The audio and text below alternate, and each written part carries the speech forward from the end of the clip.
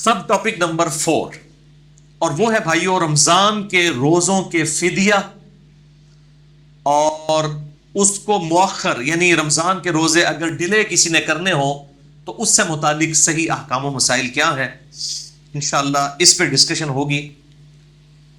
इसी कॉन्टेक्स्ट में सूरतुल बकरा का जो रुकू नंबर 23 है उसमें आयात नंबर 184 और 185 जो हमने मसला नंबर न्यू 53A में कवर भी की थी, उनका कंक्लूजन ये है कि कुल 2 किस्म के लोग हैं जो रोज़ों को मुअख्खर कर सकते हैं, यानी ताखीर के साथ बाद में गिनती पूरी कर सकते हैं, डिले कर सकते हैं। नंबर 1 मुसाफिर। अब वो मुसाफिर चाहे आज के दौर का मुसाफिर हो या आज से 1000 साल पहले का, चाहे वो आज कोई रेलगाड़ी में सफ़र करे या एरोप्लेन में सफ़र करे, किसी भी तरह का सफ़र हो, आसान हो या मुश्किल हो, मुसाफिर को बहरहाल रोज़ा जो है मुअख्खर करने की इजाज़त मौजूद है। और नंबर 2 मरीज़।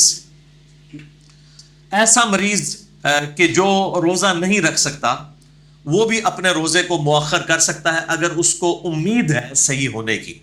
और अगर कोई परमानेंटली बीमार है, ये बहुत बूढ़ा है, तो फिर वो रोज़े की जगह फिदिया दे लेगा और वो उसके लिए किफ़ायत कर जाएगा इंशाअल्लाह ताला।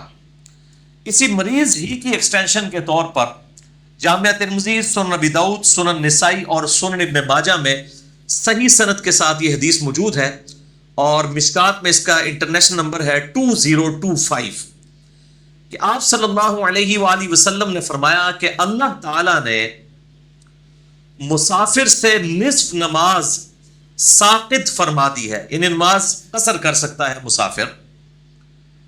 और उसके बाद फरमाया कि 3 लोग, नंबर 1 मुसाफिर, नंबर 2 दूध पिलाने वाली औरत और नंबर 3 हामिला औरत, प्रेग्नेंट जो है, इनको भी रोज़ा मुअख्खर करने की इजाज़त है।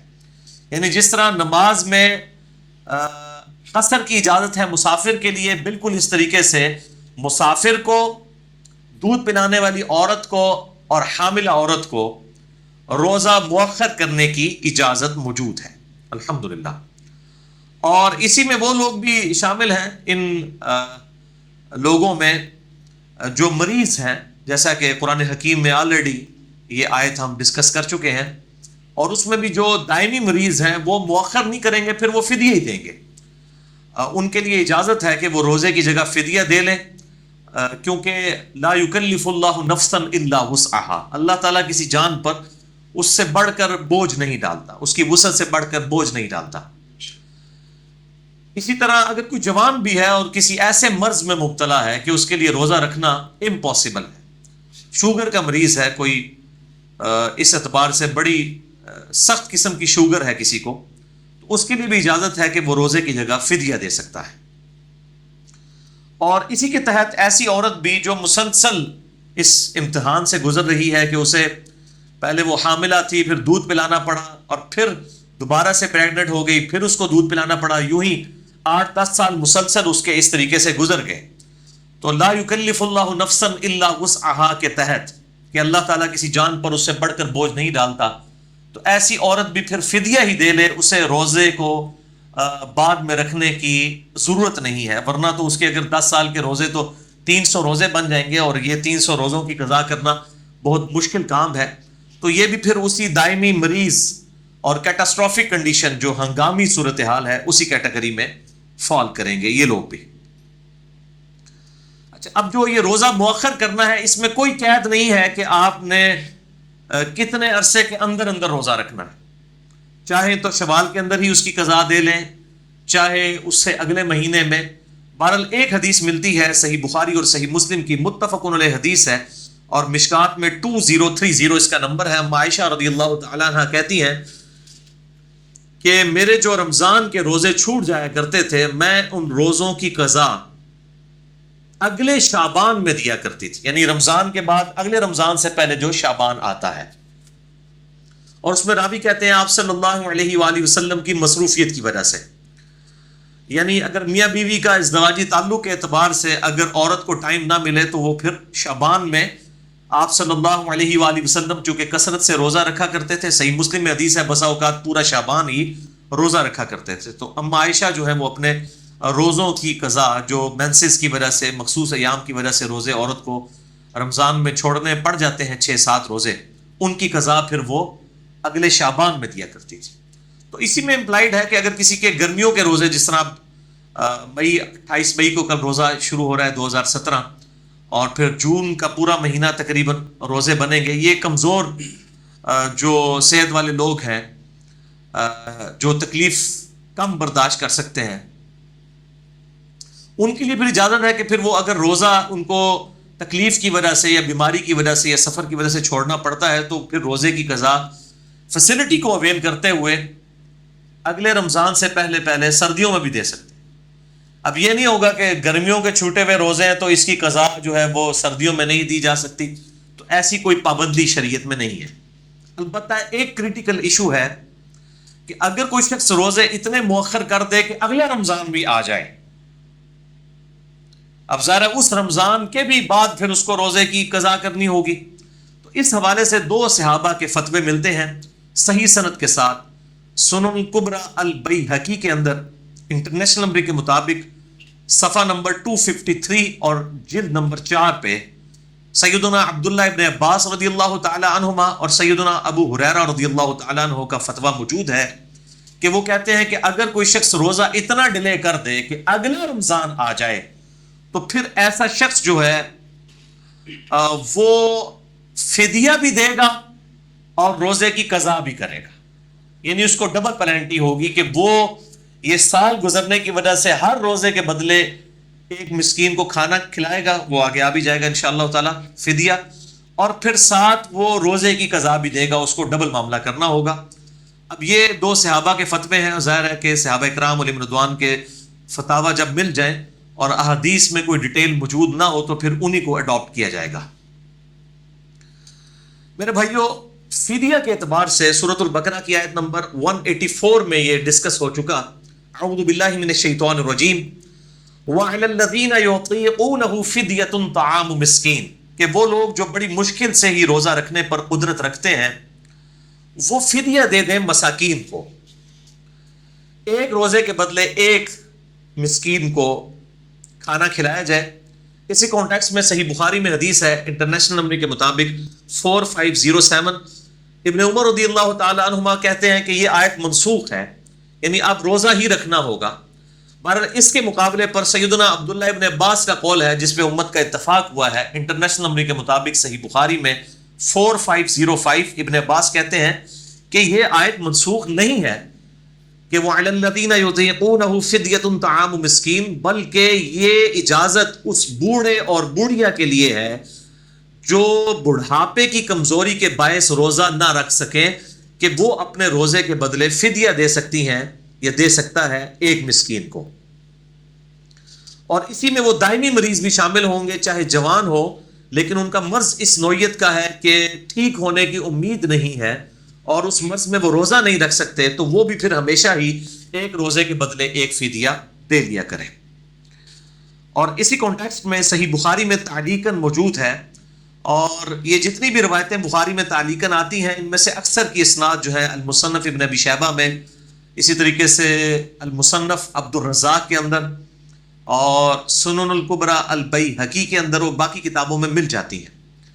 بہرحال صحیح بخاری میں 4505 یہ ابن عباس کا جو قول ہے، اسی کی ہیڈنگ پہ تعلیقاً سیدنا انس ابن مالک رضی اللہ تعالیٰ عنہ کے بارے میں آتا ہے کہ انس ابن مالک رضی اللہ تعالیٰ عنہ جب بہت بوڑھے ہو گئے تھے، ان کی 110 سال عمر ہوئی ہے، جب بہت بوڑھے ہو گئے تھے یعنی 80 یا 90 پلس ہو گئے تھے، تو پھر وہ روزہ نہیں رکھا کرتے تھے بلکہ ہر روزے کے بدلے ایک مسکین کو روزانہ کھانا کھلا دیا کرتے تھے، ایک وقت کا روٹی اور گوشت کے ساتھ. لن تنالوا البر حتى تنفقوا مما تحبون، تم کبھی بھی نیکی کے اعلیٰ درجے کو حاصل نہیں کر سکتے جب تک کہ اپنی پسندیدہ چیز اپنے رب کے حضور قربان نہ کر دو. تو فدیہ کھلاتے ہوئے بھی یہ ذہن میں رکھا جائے کہ یہ نہیں ہے کہ خود جو ہے وہ گوشت کو کھانا کھاتا ہے تو اب وہ دال کے ساتھ کھانا کھلانا شروع کر دے یا اس سے بھی کوئی نیچے درجے کی چیز اللہ کی راہ میں خرچ کرے مساکین کے فدیے کے طور پہ. تو اس کی اسلام میں اجازت نہیں ہے اور نہ اسلام اس کو پسند کرتا ہے، بلکہ جو عموماً کوئی کھانا کھاتا ہے، اگر کوئی غریب ہے وہ غریب کے لیول کا کھانا کھاتا ہے تو وہ اسی لیول کا کھانا فدیے کے طور پہ مساکین کو دے سکتا ہے. اور اسی طریقے سے اگر کوئی امیر شخص ہے تو جس لیول کا کھانا وہ خود کھاتا ہے تو اس کے بدلے کھانا کھلائے. یہ سب سے بہتر ہے. بہرحال اس پہ بھی اجماع ہے امت کا کہ اگر کوئی کھانا نہیں کھلا رہا تو اتنے کھانے کی جو مقدار ہے اس کی جو قیمت بنتی ہے وہ کسی مسکین کو دے دی جائے. اور خصوصاً میں تو اس میں مشورہ دوں گا کہ جو ہمارے مزدور طبقے کے لوگ ہیں یہ اکثر روزہ نہیں رکھتے. ظاہر ہے کہ اگر پورا دن یہ مزدوری کریں گے تو بیچارے کس طرح روزہ رکھ سکتے ہیں. بہرحال شریعت سے تو روزہ اس حوالے سے ان سے ساقط تو نہیں ہوگا. تو ایسے لوگ پھر عموماً جو ہے وہ رمضان میں ادھار اٹھا لیتے ہیں، یا اگر جنہوں نے روزہ رکھنا ہے، کوئی لاکھوں میں ایک ہوتا ہے کہ جو اتنا جس کو اللہ توفیق دیتا ہے. بہرحال اکثریت تو روزہ رکھتی نہیں ہے. اور یہ بھی مطلب پبلک میں بھی مشہور ہے کہ جی وہ عجیب و غریب قسم کے واقعات بنائے ہوئے ہیں. جی ایک گورا آ گیا، جی اس نے دیکھا ایک مزدور مزدوری کر رہا تھا، اس کو علیحدہ لے گیا، اس کو کہا تمہیں کوئی نہیں دیکھ رہا، پانی پی لو. تو اس نے کہا میں اللہ کے ڈر کی وجہ سے نہیں پیوں گا، میرا روزہ ہے. تو یہ ساری میرے بھائیوں یہ لطیفے ہیں اور یہ سارے واقعات ہیں. کوئی لاکھوں میں ایک شاید اس طرح کا ہو. ادروائز مزدوروں کی جو اکثریت ہے علا وجہ بصیرت 90% زیادہ مزدور جو ہے روزہ نہیں رکھتے، اور نہ وہ رکھ سکتے ہیں. کیسے رکھیں؟ تو ان کو پھر اس قسم کا فدیہ دے دیا جائے، یا کم از کم ان کو 1 مہینے کا خرچہ ڈلوا دیا جائے تاکہ وہ رمضان کے روزوں میں اپنے کام سے چھٹیاں کر کے تو کم از کم روزے تو رکھ سکیں. ادروائز تو ان کے لیے بڑا مشکل ہو جائے گا. تو اگر کسی کی زندگی موت کی کشمکش بن جائے اور وہ پھر اس صورتحال میں روزہ چھوڑ دے مزدوری کی وجہ سے، اور بعد میں پھر سردیوں میں روزے کو مؤخر کر لے، تو اجتہاداً میں سمجھتا ہوں لا یکلف اللہ نفسا الا وسعها کے تحت کوئی نہ کوئی گنجائش نکل آئے گی. لیکن یہ عمومی گنجائش نہیں ہوگی. اس کے رشتہ داروں کی، قریبی احباب کی، دوست یاروں کی یہ ذمہ داری ہے کہ اس کے لیے کوئی ایسا معاملہ کر دے کہ تاکہ وہ رمضان میں مزدوری نہ کرے اور اس کو 1 مہینے کا خرچہ ڈلوا دیا جائے تاکہ وہ اپنا جو ہے وہ روزے رکھ سکے. تو یہ زیادہ یعنی حقدار ہیں کہ ان کو مہینے کا راشن ڈلوا دیا جائے. اور یہ ایک مسکین کو کھانا کھلانا 1 وقت کا، یہ تو کم از کم ڈیٹم لیول ہے. اگر آپ اس سے زیادہ بھی کھلانا چاہیں تو بہت اچھی بات ہے. 2 وقت کا، 3 وقت کا، جتنا بھی 3 وقت کا تو خیر رمضان میں نہ کھلائیں، روزہ ہی نہیں رکھے گا وہ. یعنی اس کے ایکویولنٹ آپ اس کو پیسہ دے دیں یا مال دے دیں کہ تاکہ وہ اپنا راشن پانی کے ساتھ معاملہ چلا سکے. بہرحال احناف کا اس میں موقف ہے کہ 2 وقت کا کھانا، تو میں سمجھتا ہوں یہ موقف ان کا غلط ہے، کیونکہ جو صحیح حدیث اس کو سپورٹیو ہے ہمارے موقف کو، وہ صحیح بخاری اور مسلم کی متفقن علیہ حدیث ہے. میں نے پچھلی دفعہ بھی ڈسکس کی تھی روزے کی قضا اور کفارہ سے ریلیٹڈ جو ٹاپک تھا. اس میں انٹرنیشنل نمبر کے مطابق مشکات میں 2004 ہے اور بخاری اور مسلم دونوں میں موجود ہے. جو ایک شخص نے اپنی بیوی کے ساتھ ازدواجی تعلق کی وجہ سے روزہ توڑ لیا تھا، تو اس کے کفارے کے طور پر آپ صلی اللہ علیہ وآلہ وسلم نے فرمایا تھا یا تو ایک غلام آزاد کرو. اس نے کہا میں غلام نہیں آزاد کر سکتا، تو فرمایا 60 روزے رکھو. تو اس نے کہا میں 60 روزے بھی نہیں رکھ سکتا، تو فرمایا پھر 60 مساکین کو کھانا کھلا دو. پھر آنورڈ حدیث چلتی ہے. تو 60 روزوں کے بدلے 60 مساکین کو کھانا کھلانے کا آپ صلی اللہ علیہ وآلہ وسلم نے فرمایا. 120 مساکین کو نہیں فرمایا اور نہ 60 مساکین کو 2 ٹائم کا کہا، بلکہ کہا یا 60 روزے رکھ لو یا 60 مسکینوں کو کھانا کھلا دو. اگر یہ عموم میں بات کی جائے گی کہ 60 مسکینوں کو کھانا کھلا دو یا 60 لوگوں کو روٹی دے دو، یا عموماً ہمارے بھی جب کوئی فنکشن ہوتا ہے تو ہم کہتے ہیں جی ہم نے روٹی دینی ہے، تو 2 ٹائم کی تو کوئی نہیں روٹی دے رہا ہوتا، نہ شادی کے موقع کے اوپر نہ کسی اور موقع پہ 1 وقت کی روٹی دی جاتی. یا اسی طریقے سے کوئی سرمنی جب سیلیبریٹ کی جاتی ہے تو کہا جاتا ہے جی ہم نے روٹی دینی ہے. تو روٹی کا مطلب تو کوئی بھی یہ نہیں لیتا کہ 2 ٹائم کی روٹی دینی ہے رشتہ داروں کو، 1 ٹائم کی دی جاتی ہے. یہ انڈرسٹوڈ ہے. تو 60 روزوں کے بدلے کہا گیا 60 مساکین کو کھانا، تو ایک ہی وقت کا مسکین کا فدیہ جو ہے وہ ایکویلنٹ اس کے کافی. تو آج 27 مئی 2017 ہے. کل انشاءاللہ تعالی پہلا روزہ ہوگا 28 مئی 2017 کو. تو آج کی ڈیٹ میں جو ایک عام نارمل کھانا ہے تقریباً پاکستانی 100 روپیہ 100 روپیز جو ہے وہ فدیہ بن جاتا ہے. اور جو ذرا اچھے لیول کا کھانا کھانے والے ہیں تو 150 200 بھی بن جاتا ہے. یہ ہر شخص نے خود ڈیسائیڈ کرنا ہے کہ وہ کس لیول کا کھانا کھاتا ہے، اور اس لیول کا کھانا، بلکہ کھانا کھلانا زیادہ آسان ہوتا ہے، وہ سستا پڑ جاتا ہے. گھر میں اگر کھانا پکا ہوا ہو تو ایک مسکین کو کھانا اگر کھلایا جائے تو وہ 50 روپے سے بھی کم لاگت آئے گی. تو ضروری نہیں کہ آپ نے پیسے ہی دینے ہیں، سب سے بہتر تو یہ کہ کھانا کھلانا ہے. تو مسکین کو 1 وقت کا کھانا دے دیا جائے. یعنی غروب آفتاب کے بعد جو باقی گھر والوں کے لیے افطاری کا سامان بنا ہوا ہے اس میں سے ایک افطاری جو ہے کسی غریب کو دے دیجیے، اور غریب سے مراد مولوی نہ لے لیجیے گا، مولوی بہت امیر ہے، اس کے پاس بہت کچھ آتا ہے، اپنے محلے میں کوئی غریب آدمی دیکھیں اور اس کو کھانا کھلا دیں. اور کئی ایسے روزہ دار بھی ہیں جو بڑے مشکل سے سحری اور افطاری کا اہتمام کرتے ہیں، ان کے لیے سحری کے وقت سحری بھجوا دیں، کبھی افطاری کے وقت افطاری بھجوا دیں، چاہے تو دونوں بھجوا دیں، 2 وقت کا دے دیں، جتنا گڑ ڈالیں گے اتنا میٹھا ہوگا. اللہ تعالیٰ تو مطلب نیتوں کو دیکھتا ہے، ہمارا ڈیٹم لیول جو ہے وہ 1 وقت کا کھانا ہے. تو اگر کوئی 2 وقت کا کھانا دینا چاہتا ہے یا اس سے زیادہ اللہ کی راہ میں خرچ کرنا چاہتا ہے تو بالکل اس کی اجازت ہے، تو اس میں کوئی قید نہیں ہے. اسی طریقے سے اگر کوئی انگلینڈ کے اندر یا امریکہ کے اندر ہے تو وہ پاکستانی فدیہ نہیں دے گا، وہ اپنے اعتبار سے فدیہ دے گا. جس لیول کا کھانا وہ وہاں پر کھا رہا ہے، اگر اس کو 1 وقت کا کھانا جو ہے وہ $2 میں یا $3 میں یا $4 یا $5 میں یا پاؤنڈ میں پڑتا ہے تو وہ اسی ایکویلنٹ ہی جو ہے وہ فدیہ دے گا. یہ خود ڈیسائیڈ کرنا ہے انسان نے اپنے لیے. سب ٹاپک نمبر 5، کیا مسافر سفر کے دوران روزہ رکھ سکتا ہے؟ اس کا صحیح مسئلہ کیا ہے؟ اس کانٹیکسٹ میں کل 5 صحیح الاسناد احادیث انشاءاللہ تعالی میں ڈسکس کروں گا. پہلی حدیث صحیح بخاری اور صحیح مسلم کی متفق علیہ حدیث ہے، اور مشکات میں اس کا نمبر ہے 2021، کہ آپ صلی اللہ علیہ وآلہ وسلم سفر میں تھے تو آپ نے ایک جگہ دیکھا کہ ایک ہجوم جمع ہے، تو آپ صلی اللہ علیہ وآلہ وسلم اس ہجوم کے قریب آئے تو دیکھا کہ ایک کوئی شخص ہے، ایک شخص، اس کے اوپر کافی لوگوں نے جو ہے وہ چھتری نما سایہ کیا ہوا ہے، پورا یعنی سمجھ لے ایک ٹینٹ اٹھا کے رکھا ہوا ہے ایک بندے کے اوپر، کوئی امیر کو چودھری ٹائپ بندہ ہوگا. تو آپ صلی اللہ علیہ وآلہ وسلم نے فرمایا کہ اس شخص کو کیا ہوا ہے؟ تو لوگوں نے بتایا کہ اس نے اللہ کی رضا کی خاطر سفر میں روزہ رکھا ہوا ہے. روزہ انہیں رکھا تو مصیبت باقیوں نے پائی ہوئی ہے، باقی اڑے جناب وہ چھتری لے کے کھلوتے ہوئے نے. تو آپ صلی اللہ علیہ وسلم نے وہاں پر فرمایا کہ سفر میں روزہ رکھنا کوئی نیکی کا کام نہیں ہے، یعنی اس قسم کی نیکی جس میں آپ لوگوں کو عذاب میں ڈال دیں، اور ساتھ آپ نے ملازم رکھے ہوئے ہیں کہ جو آپ کو جناب جس کو کہتے ہیں وہ پیمپرنگ کر رہے ہیں، تو اس قسم کا روزہ رکھنا کوئی سفر میں نیکی نہیں ہے کہ آپ لوگوں کو مصیبت میں ڈال دیں.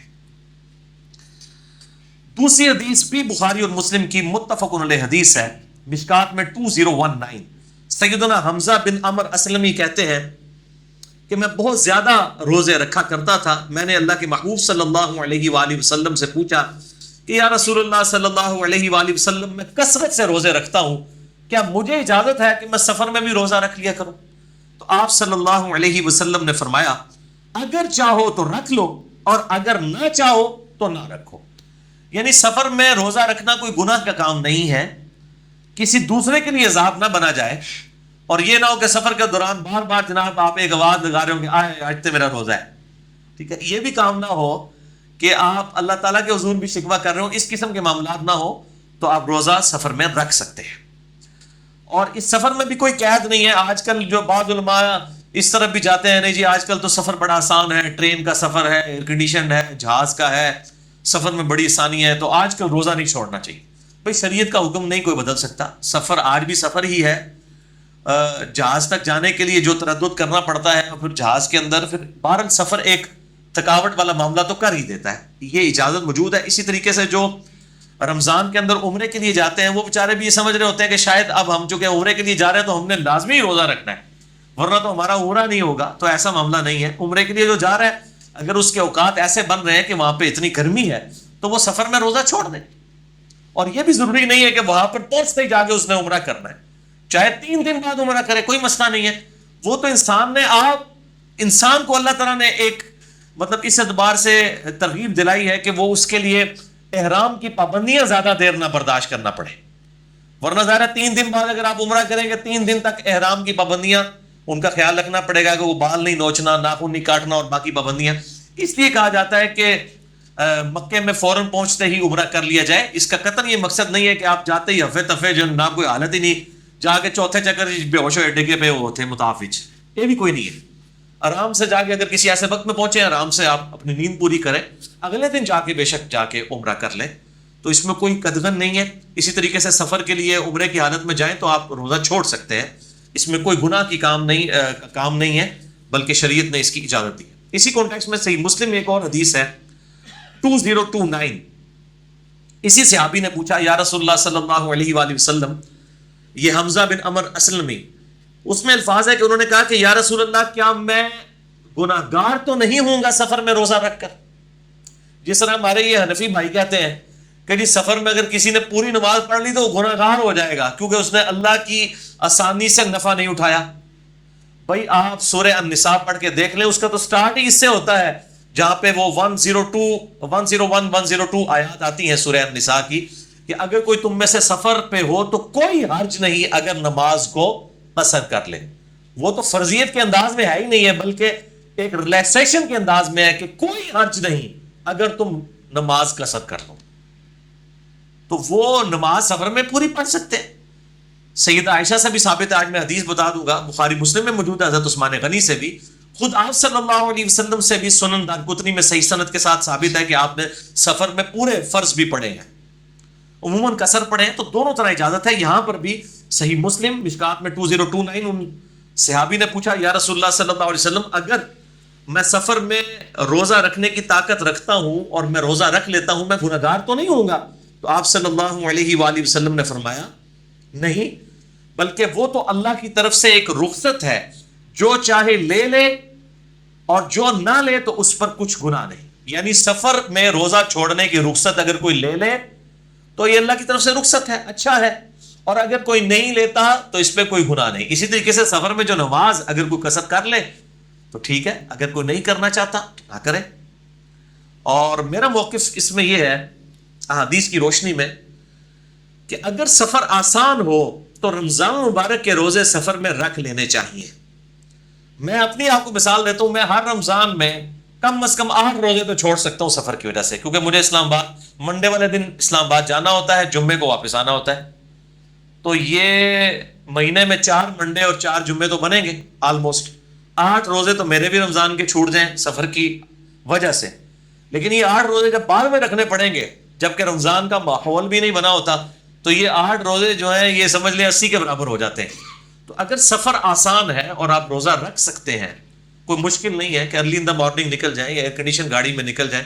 اور میں تو عموماً پبلک ٹرانسپورٹ میں ہی سفر کرتا ہوں, تو فجر کے فوراً بعد نکل جائیں اور اسی طریقے سے شام کے وقت بھی اس کو مینیج کر لیں, تو اس میں آسانی ہے. اور روزہ رکھ لینے میں ہی ہمارے لیے بہتری ہے, کیونکہ بعد میں اس کا جو مؤخر کرنے والا معاملہ ہے وہ مشکل ہو جاتا ہے. بہرحال اگر کوئی کر سکتا ہے تو ٹھیک ہے. اور اس کو سپورٹیو ایک حدیث بھی ہے سنن نسائی کے اندر 1457 صحیح سند کے ساتھ ہے. عائشہ رضی اللہ تعالیٰ عنہ کہتی ہیں کہ میں آپ صلی اللہ علیہ وآلہ وسلم کے ساتھ عمرہ کرنے کے لیے گئی, اور راستے میں آپ صلی اللہ علیہ وآلہ وسلم نے نماز قصر کی اور میں نے نماز پوری پڑھی. آپ صلی اللہ علیہ وسلم نے سفر میں روزہ چھوڑ دیا, میں نے روزہ رکھ لیا. تو میں نے پوچھا یا رسول اللہ صلی اللہ علیہ وآلہ وسلم, میرے ماں باپ آپ پر قربان, آپ نے نماز قصر کی اور میں نے نماز پوری پڑھی, آپ صلی اللہ علیہ وآلہ وسلم نے روزہ چھوڑ دیا اور میں نے روزہ رکھا. تو آپ صلی اللہ علیہ وسلم نے فرمایا احسنت یا عائشہ وما عاب علیہ, اے عائشہ تو نے بہت ہی احسن اور اچھا کام کیا ہے. اگر کسی میں ہمت ہے تو بہت جرت والا کام ہے, اپریشیٹیبل ہے, بشرطے کہ وہ کیس نہ ہو جو میں نے پہلے ڈسکس کیا ہے کہ باقیوں کو مصیبت ڈالی ہے کہ لوگ چھتری لے کے کھڑے ہوئے ہیں. اس کیس میں تو گناہگار ہوگا. لیکن اگر کوئی شخص انڈیویجولی کوئی ہمت رکھتا ہے تو آپ فرمائے احسنت یا عائشہ وما عاب علیہ, اے عائشہ تو نے بڑا اچھا کام کیا اور مجھ پہ بھی اس معاملے میں کوئی قدغن نہیں ہے کہ جو میں نے روزہ جو ہے وہ چھوڑ دیا, اس پہ میرے پہ بھی کوئی گرفت نہیں ہے, یہ آسانی کو جو میں نے اویل کیا نماز قصر پڑھنے کی. تو یہ وہ حدیث ہے.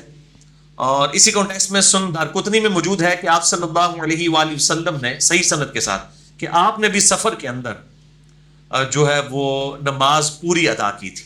آپ صلی اللہ علیہ وسلم سے سفر میں روزہ رکھنا بھی ثابت ہے, میں پچھلی دفعہ ڈسکس بھی کر چکا. تیسری حدیث صحیح مسلم سے ہے مشکات میں 2020 نمبر.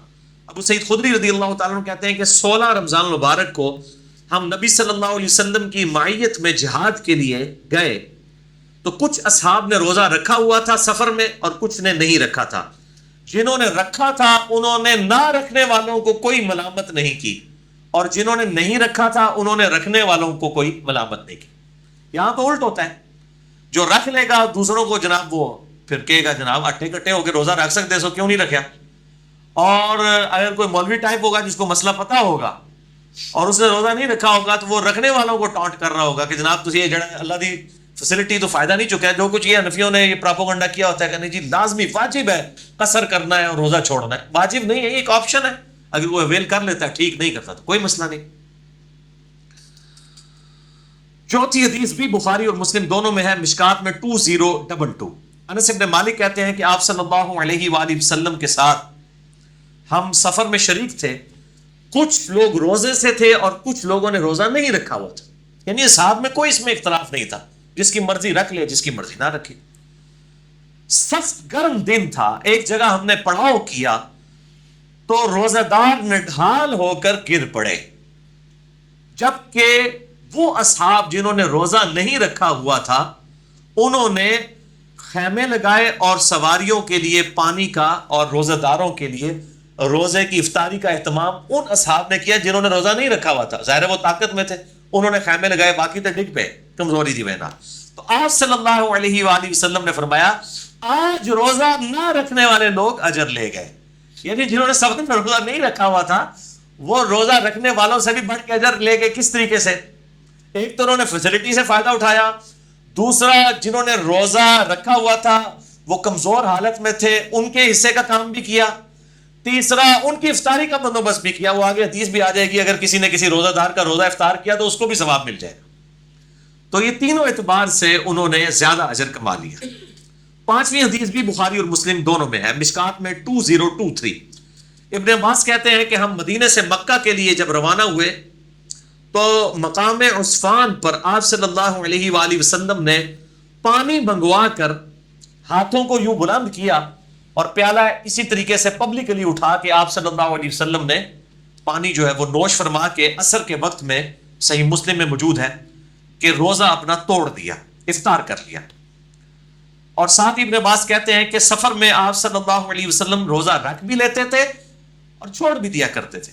اور اسی کا ایک طریق صحیح مسلم میں ہے, مشکات میں 2024 اور 2027, کہ فتح مکہ کے موقع پر یہ ایک ایسا موقع آیا کہ ظاہر صحابہ جہاد کے لیے جا رہے تھے, عین ممکن تھا کہ وہاں پر لڑائی بھی ہو جاتی, تو کمزور آدمی تو لڑائی نہیں لڑ سکتا. تو آپ صلی اللہ علیہ وآلہ وسلم نے جب دیکھا کہ کمزوری ہے اصحاب پہ اور آپ پہ خود بھی, تو عصر کے موقع پر آپ صلی اللہ علیہ وسلم نے پانی کا پیالہ منگوا کر پبلکلی یوں بلند کیا اور اپنا روزہ توڑ لیا. یہ اثر آپ حنفیوں والی اثر نہ سمجھیے گا کہ پیچھے 1-1.5 گھنٹے ہی رہ گیا ہے. یہ اثر وہ ہے جو کم از کم افطار میں ابھی 2 سے 2.5 گھنٹے پڑے میں ہے, اور ظاہر کریٹیکل وقت ہے. آپ صلی اللہ علیہ وآلہ وسلم نے روزے کو توڑ دیا, اور ظاہر اعلانیہ اس لیے کیا کہ باقی اصحاب بھی روزہ توڑ دیں. تو آپ صلی اللہ علیہ وآلہ وسلم کو بتایا گیا ابھی بھی کچھ لوگ ہیں جنہوں نے روزہ نہیں توڑا. تو اس حدیث کے مسلم شریف کے الفاظ ہیں, آپ صلی اللہ علیہ وسلم ناراض ہوئے اور آپ نے فرمایا وہ نافرمان لوگ ہیں, وہ نافرمان لوگ ہیں, 2 دفعہ فرمایا, جنہوں نے میرے اس طریقے پہ چلتے ہوئے اپنا روزہ نہیں توڑا. جنہوں نے نہیں توڑا وہ نافرمان ہے, اور توڑنے والے تابع فرمان ہیں, کیونکہ اب کریٹیکل سچویشن تھی, جنگ ہو سکتی تھی. اب نڈھال لوگوں نے تو پھر جا کے گر ہی جانا تھا, لڑنا کیا تھا. تو آپ صلی اللہ علیہ وآلہ وسلم نے روزہ توڑ دیا. اس سے یہ بات بھی پتہ چلی کہ اگر کوئی شخص ہمت کر کے سفر میں روزہ رکھ لے اور بعد میں اسے احساس ہو کہ میں تو روزہ نہیں نبھا سکتا, تو وہ روزہ توڑ بھی سکتا ہے, کہ اس پہ کوئی گناہ بھی نہیں ہوگا, صرف اس کے بدلے ایک روزہ ادا کرنا ہوگا, کوئی کفارہ بھی نہیں ادا کرنا ہوگا. خود آپ صلی اللہ علیہ وآلہ وسلم نے روزہ توڑ دیا. تو کتنی آسانی والا معاملہ ہو گیا اس واقعے کی وجہ سے, کہ اگر کسی شخص نے ہمت کر کے روزہ رکھا سفر میں کہ میں نبھا لوں گا, اور بعد میں اسے احساس ہوا, تو اب یہ نہ وہ سوچے کہ یار میں نے اگر روزہ توڑ دیا تو مجھے 60 روزے رکھنے پڑیں گے. نہیں, بلکہ سنت ہے. کمزوری کی وجہ سے اگر کوئی شخص روزہ توڑ لیتا ہے سفر میں, عام حالت میں بھی اگر کوئی شخص روزہ نہیں نبھا سک رہا اور زندگی موت کی کشمکش بن گئی ہے اس کے لیے, تو وہ بھی روزہ مریض کے طور پر توڑ سکتا ہے. بعد میں وہ اس روزے کی قضا دے لے گا, ایک روزے کے بدلے ایک روزہ. اور یہ بھی ضمن مجھے یاد آ گیا, یہ روزہ توڑنے کا جو کفارہ ہے جو میں نے پچھلی دفعہ ڈسکس کیا, یہ صرف فرض روزے کا ہے. نفلی روزہ اگر کوئی توڑتا ہے تو نہ اس کی قضا ہے اور نہ کفارہ ہے, چونکہ ہے ہی نفلی عبادت تھی. یہ حنفی کہتے ہیں جی اب نفلی عبادت اگر کوئی توڑ دے تو وہ پھر اس پہ واجب ہو جاتا ہے کہ وہ پورا کرے. تو یہ بالکل غلط بات ہے. جو چیز خود ہی نفلی ہے وہ واجب کیسے ہو سکتی ہے؟ الا یہ کہ کوئی منت کا معاملہ ہو, وہ الگ ہے. تو اگر نفلی روزہ کوئی جان بوجھ کے توڑے کسی بھی طریقے سے, تو اس کے بدلے روزہ کوئی نہیں ہے, بلکہ آپ صلی اللہ علیہ وسلم سے بھی ثابت ہے، میں آگے ڈسکس بھی کروں گا۔ تو ان احادیث کی روشنی میں کل 3 رزلٹ نکلے۔ نمبر 1، سفر میں روزہ رکھنا زبردستی، کوئی بہادری نہیں ہے، ہاں اگر کوئی رکھنا چاہتا ہے تو وہ رکھ لے، اس میں کوئی گناہ والا معاملہ نہیں، کسی اور کو تکلیف نہ دے۔ نمبر 2، اگر کوئی روزہ رکھ لے، جس طرح آج کل آسانی ہے روزہ رکھنے کے اعتبار سے سفر میں، تو وہ اپریشیٹیبل بھی ہے، اور اگر اس کو بعد میں احساس ہو جائے کہ میں نبھا نہیں پا رہا تو وہ روزہ توڑ بھی سکتا ہے۔ اور نمبر 3، اگر دوران سفر کسی کے لیے روزہ نبھانا مشکل ہو جائے اور وہ روزہ توڑ دے تو اس پہ کوئی کفارہ بھی نہیں ہے، صرف روزے کے بدلے ایک روزہ رکھے گا، اور وہ بھی اگر فرض روزہ توڑا اس کی قضا ہوگی، نفلی کی قضا نہیں ہے، اور گناہ گار بھی نہیں ہوگا، بلکہ یہ سنت ہے۔ صحیح مسلم کے ریفرنس سے میں بیان کر چکا، بخاری میں بھی آیا ہے، مشکات میں 2023، 2024 اور 2027 احادیث ہم ڈسکس کر چکے ہیں الحمدللہ۔ اب میرے بھائیوں، سب ٹاپک نمبر 6 وہ ہے رمضان کے روزوں کی سحری اور افطاری سے متعلق فقہی احکام و مسائل۔ یہ بہت کریٹیکل ہے۔ کل انشاءاللہ تعالی ہماری پہلی سحری بھی ہوگی انشاءاللہ تعالی یوم تکبیر کے دن 1998 میں 28 مئی 1998 کے دن پاکستان نے اٹامک بلاسٹ کیے تھے، یوم تکبیر ڈکلیئر ہوا، تو کل یوم تکبیر والے دن 19 سال کے بعد یوم تکبیر والے دن ہمارا الحمدللہ 1438 ہجری کا رمضان مبارک کا پہلا روزہ پاکستان میں انشاءاللہ ہوگا۔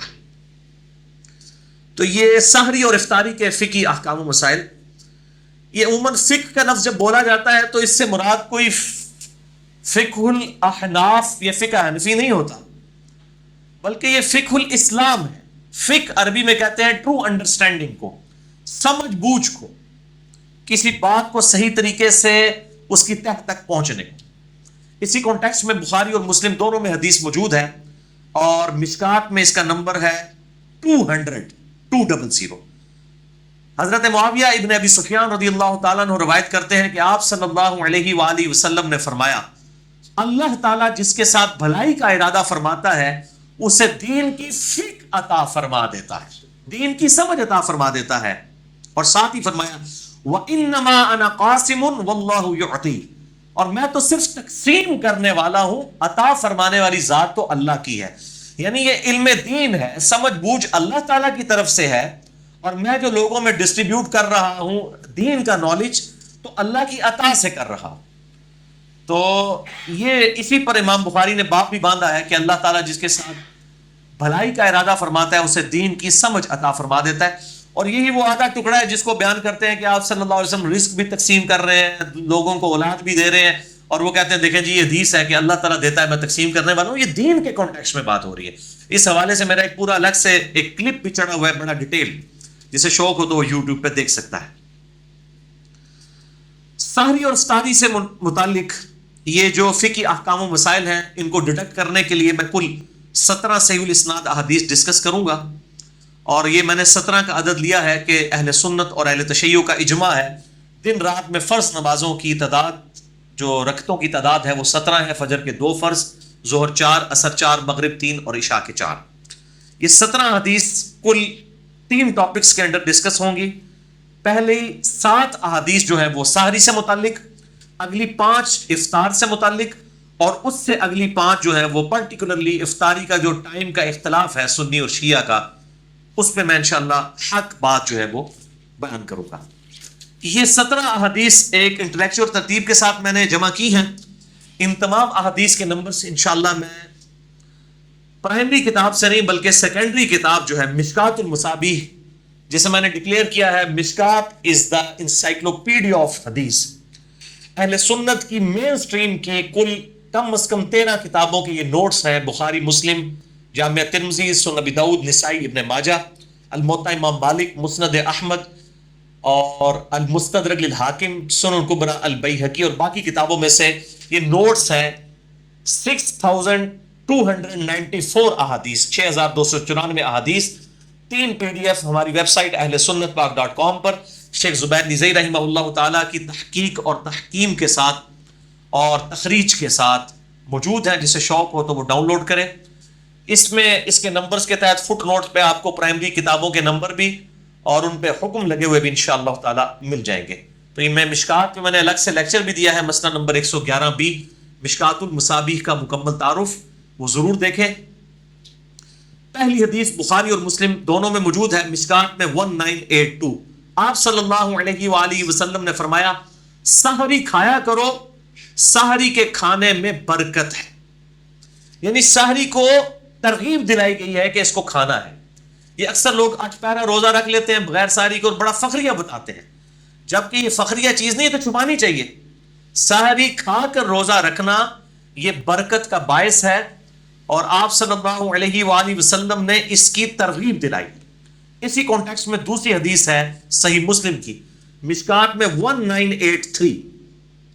آپ صلی اللہ علیہ وآلہ وسلم نے فرمایا ہمارے اور اہل کتاب کے روزوں میں فرق ہی سحری کھانے کا فرق ہے.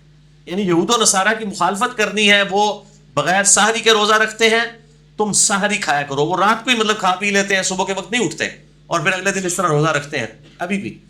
اور جو مسلمان ہیں ان کے لیے سنت یہ ہے کہ وہ سحری کا اہتمام کریں گے، کیونکہ اہل کتاب کے روزوں میں اور ہمارے روزوں میں سحری کھانے کا فرق ہے. تو جان بوجھ کر سحری نہیں چھوڑنی چاہیے. اگر مجبوراً چھوٹ گئی اور کوئی شخص یہ سمجھتا ہے کہ میں بغیر سحری کے 8 پہرا روزہ رکھ سکتا ہوں تو وہ رکھ لے، لیکن اگر اس کو بعد میں احساس ہوتا ہے کہ میں روزہ نہیں نبھا سک رہا تو روزہ توڑ دے، اس پہ کوئی گناہ نہیں ہے، کفارہ نہیں ہے، ایک روزے کی قضا کر لے گا. اگر کسی کی سحری رہ گئی ہے اور اسے یقین ہے کہ میں روزہ نہیں رکھ سکتا، روزہ نہ رکھے، اس دن چھوڑ دے. اب اللہ تعالیٰ کی طرف سے کیٹاسٹرافک کنڈیشن آئی ہے، وہ ایک روزے کی بعد میں قضا دے دے. اور اگر رکھ بھی لیا ہے اور بعد میں احساس ہوا کہ نہیں نبھے گا تو روزہ توڑ سکتا ہے، اس پہ گناہ بھی کوئی نہیں ہے، کفارہ بھی کوئی نہیں، ایک روزہ قضا کر لے گا. اور اس پہ ایک ایکسیپشن ہے، آپ صلی اللہ علیہ وآلہ وسلم کے حوالے سے بخاری اور مسلم میں حدیث موجود ہے اور مشکات میں اس کا نمبر ہے 1986 کہ آپ صلی اللہ علیہ وسلم وصال کے روزے رکھا کرتے تھے، بغیر افطار کیے اگلے دن کا روزہ اور پھر اگلے دن کا روزہ، اس طریقے سے مسلسل کئی دن کے روزے رکھتے تھے. بعض اصحاب نے آپ کی سنت کی پیروی میں روزہ رکھا تو ظاہر ہے وہ پھر مسجد میں بے ہوش ہونا شروع ہو گئے، تو آپ صلی اللہ علیہ وآلہ وسلم نے ان کو ڈانٹا اور آپ نے فرمایا ایکم مثلی، تم میں سے میری مثل کوئی کون ہو سکتا ہے؟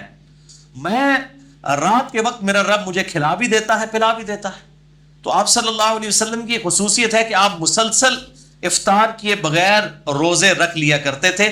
یہ آپ صلی اللہ علیہ وآلہ وسلم کی خصوصیت ہے، امت میں کسی کو اجازت نہیں. ان کو کہتے ہیں وصال کے روزے، وصل کہتے ہیں نا ملنے کو، یعنی روزے ملاتے جائیں. یہ آپ صلی اللہ علیہ وآلہ وسلم کی خصوصیت ہے. تو آپ نے فرمایا ایکم مثلی، تم میں سے کون میری مثل ہو سکتا ہے؟ کسی صحابی نے نہیں کہا کہ قل انما انا بشر مثلکم، اے نبی تم فرما دو کہ میں انسان ہونے میں تمہاری طرح ہوں. صحابہ کو یہ بات پتہ تھی کہ یہ مثل کے اعتبار سے ایز اے اسپیشیز بات نہیں ہو رہی، بلکہ آپ کے مرتبے کی بات ہو رہی ہے، اور آپ کا مثل واقعی کوئی نہیں ہو سکتا.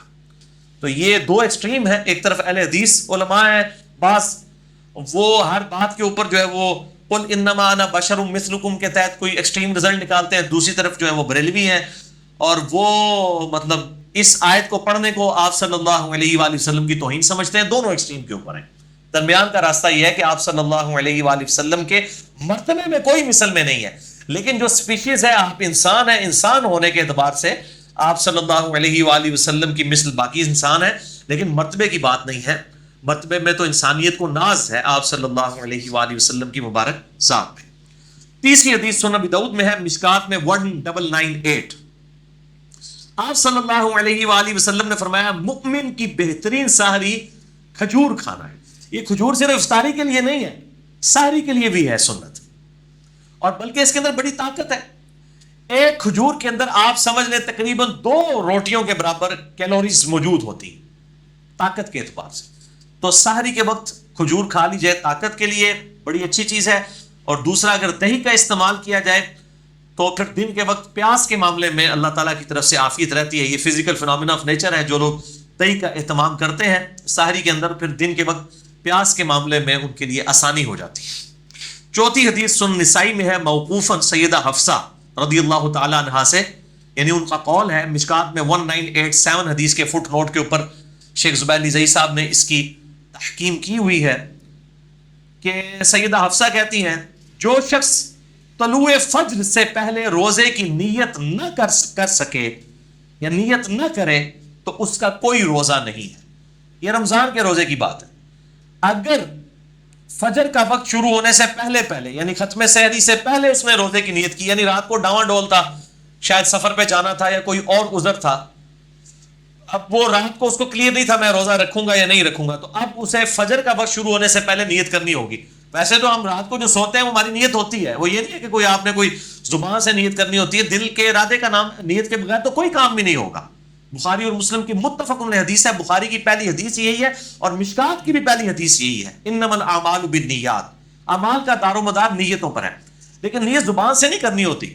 جب ہم وضو کرنے لگتے ہیں تو کیا زبان سے نیت کرتا ہوں اس وضو کی خاص واسطے نماز عشاء کے؟ نہیں، دل کا ارادے کا نام ہوتا ہے. تو نیت دل کے ارادے کا نام ہے. اور یہ جو دعا جو ہے وہ نیت کی مشہور ہے، یہ بالکل جعلی جھوٹی فیبریکیٹڈ ہے. وَبِصَوْمِ غَدٍ نَوَيْتُ مِنْ شَهْرِ رمضان، میں رمضان کے کل کے روزے کی نیت کرتا ہوں. کل کا روزہ کیا، وہ روزہ تو آج کا ہوتا ہے، کیونکہ رمضان کے اندر تو مغرب کے بعد سے ہی جو ہے وہ دن شروع ہو جاتا ہے. ابھی دیکھیں آج شعبان کی 30ویں تھی لیکن ہم نے قیام اللیل کیا ہے کیونکہ رات رمضان کی مغرب کے بعد شروع ہو چکی ہے. کل انشاءاللہ تعالیٰ پہلا روزہ ہے. تو وہ بالکل جعلی دعا ہے، بالکل ثابت نہیں، کسی ضعیف روایت میں موجود نہیں ہے. تو یہ فرض روزے کی نیت رات کو ہونا وہ ڈیفالٹ میں ہوتی ہے، یہ ضروری ہے. ہاں اس شخص کے لیے جو اب ڈاواں ڈول ہے میں کل سفر پہ جاؤں گا یا نہیں جاؤں گا، پھر اس کو فجر سے پہلے ذہن میں نیت کو حاضر کرنا ہوگا. البتہ نفلی روزے کی نیت کا کوئی نہیں ہے مسئلہ. نفلی روزے کی نیت آپ ظہر سے پہلے بھی، زوال آفتاب سے پہلے بھی کر سکتے ہیں. اسی کانٹیکسٹ میں صحیح مسلم میں حدیث ہے مشکات میں 2076 کہ ام عائشہ رضی اللہ تعالیٰ عنہ کہتی ہیں کہ آپ صلی اللہ علیہ وآلہ وسلم بسا اوقات گھر تشریف لاتے اور پوچھتے کچھ کھانے کے لیے ہے، ناشتے کے لیے، تو میں کہہ دیتی یا رسول اللہ کچھ بھی نہیں، تو آپ فرماتے چلو ٹھیک ہے میں آج پھر روزہ رکھ لیتا ہوں. یعنی بغیر کھائے پیے، اور نیت بھی اس وقت کی نفلی روزے کی. اور سیدہ عائشہ کہتی ہیں آپ روزہ رکھ لیتے اور بسا اوقات کسی کی طرف سے کوئی گفٹ آ جاتا ناشتے کے طور پر، تو آپ صلی اللہ علیہ وسلم اسی وقت اپنا روزہ افطار بھی کر لیتے کہ چلو ناشتہ آ گیا تو روزہ توڑ بھی دیتے. اور پھر نفلی روزہ ظاہر توڑ دیں گے، اس کی نہ کوئی قضا ہے نہ کوئی کفارہ ہے. یہ حنفیوں کا بالکل باطل موقف ہے. جو عبادت خود نفلی ہے اس کا قضا اور کفارہ کیسے ہو سکتا ہے؟ واجب تو ہے نہیں ہے. تو نفلی روزہ کو جان بوجھ کے بھی توڑ دیں، نہ قضا ہے نہ کفارہ ہے نہ کوئی گناہ کا کام ہے. البتہ فرض روزہ اگر کوئی جان بوجھ کر توڑے گا تو میں پچھلی دفعہ اس کے کفارے کے حوالے سے ڈسکشن کر چکا ہوں. تو یہ نفلی اور فرض روزوں کا فرق سمجھیے گا.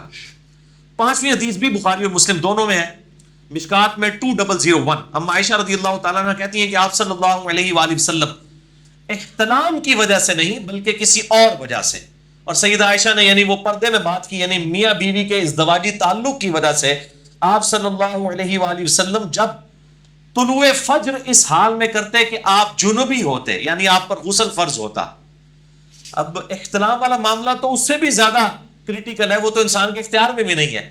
آپ صلی اللہ علیہ وآلہ وسلم اپنی بیویوں سے ازدواجی تعلق کی وجہ سے یعنی پری پلانڈ، آپ کو پتہ بھی ہوتا کہ میرے پہ غسل فرض ہے، آپ رات کو غسل کر کے نہ سوتے بلکہ اسی طریقے سے سو جاتے، اور صبح اس حالت میں اٹھتے کہ آپ جنبی ہوتے اور ختم سحری بھی ہو چکا ہوتا، یعنی طلوع فجر بھی، یعنی آپ نے سحری بھی نہیں کی ہے اور غسل بھی نہیں اتارا ہوا، تو آپ صلی اللہ علیہ وسلم اسی حال میں روزہ رکھ لیا کرتے.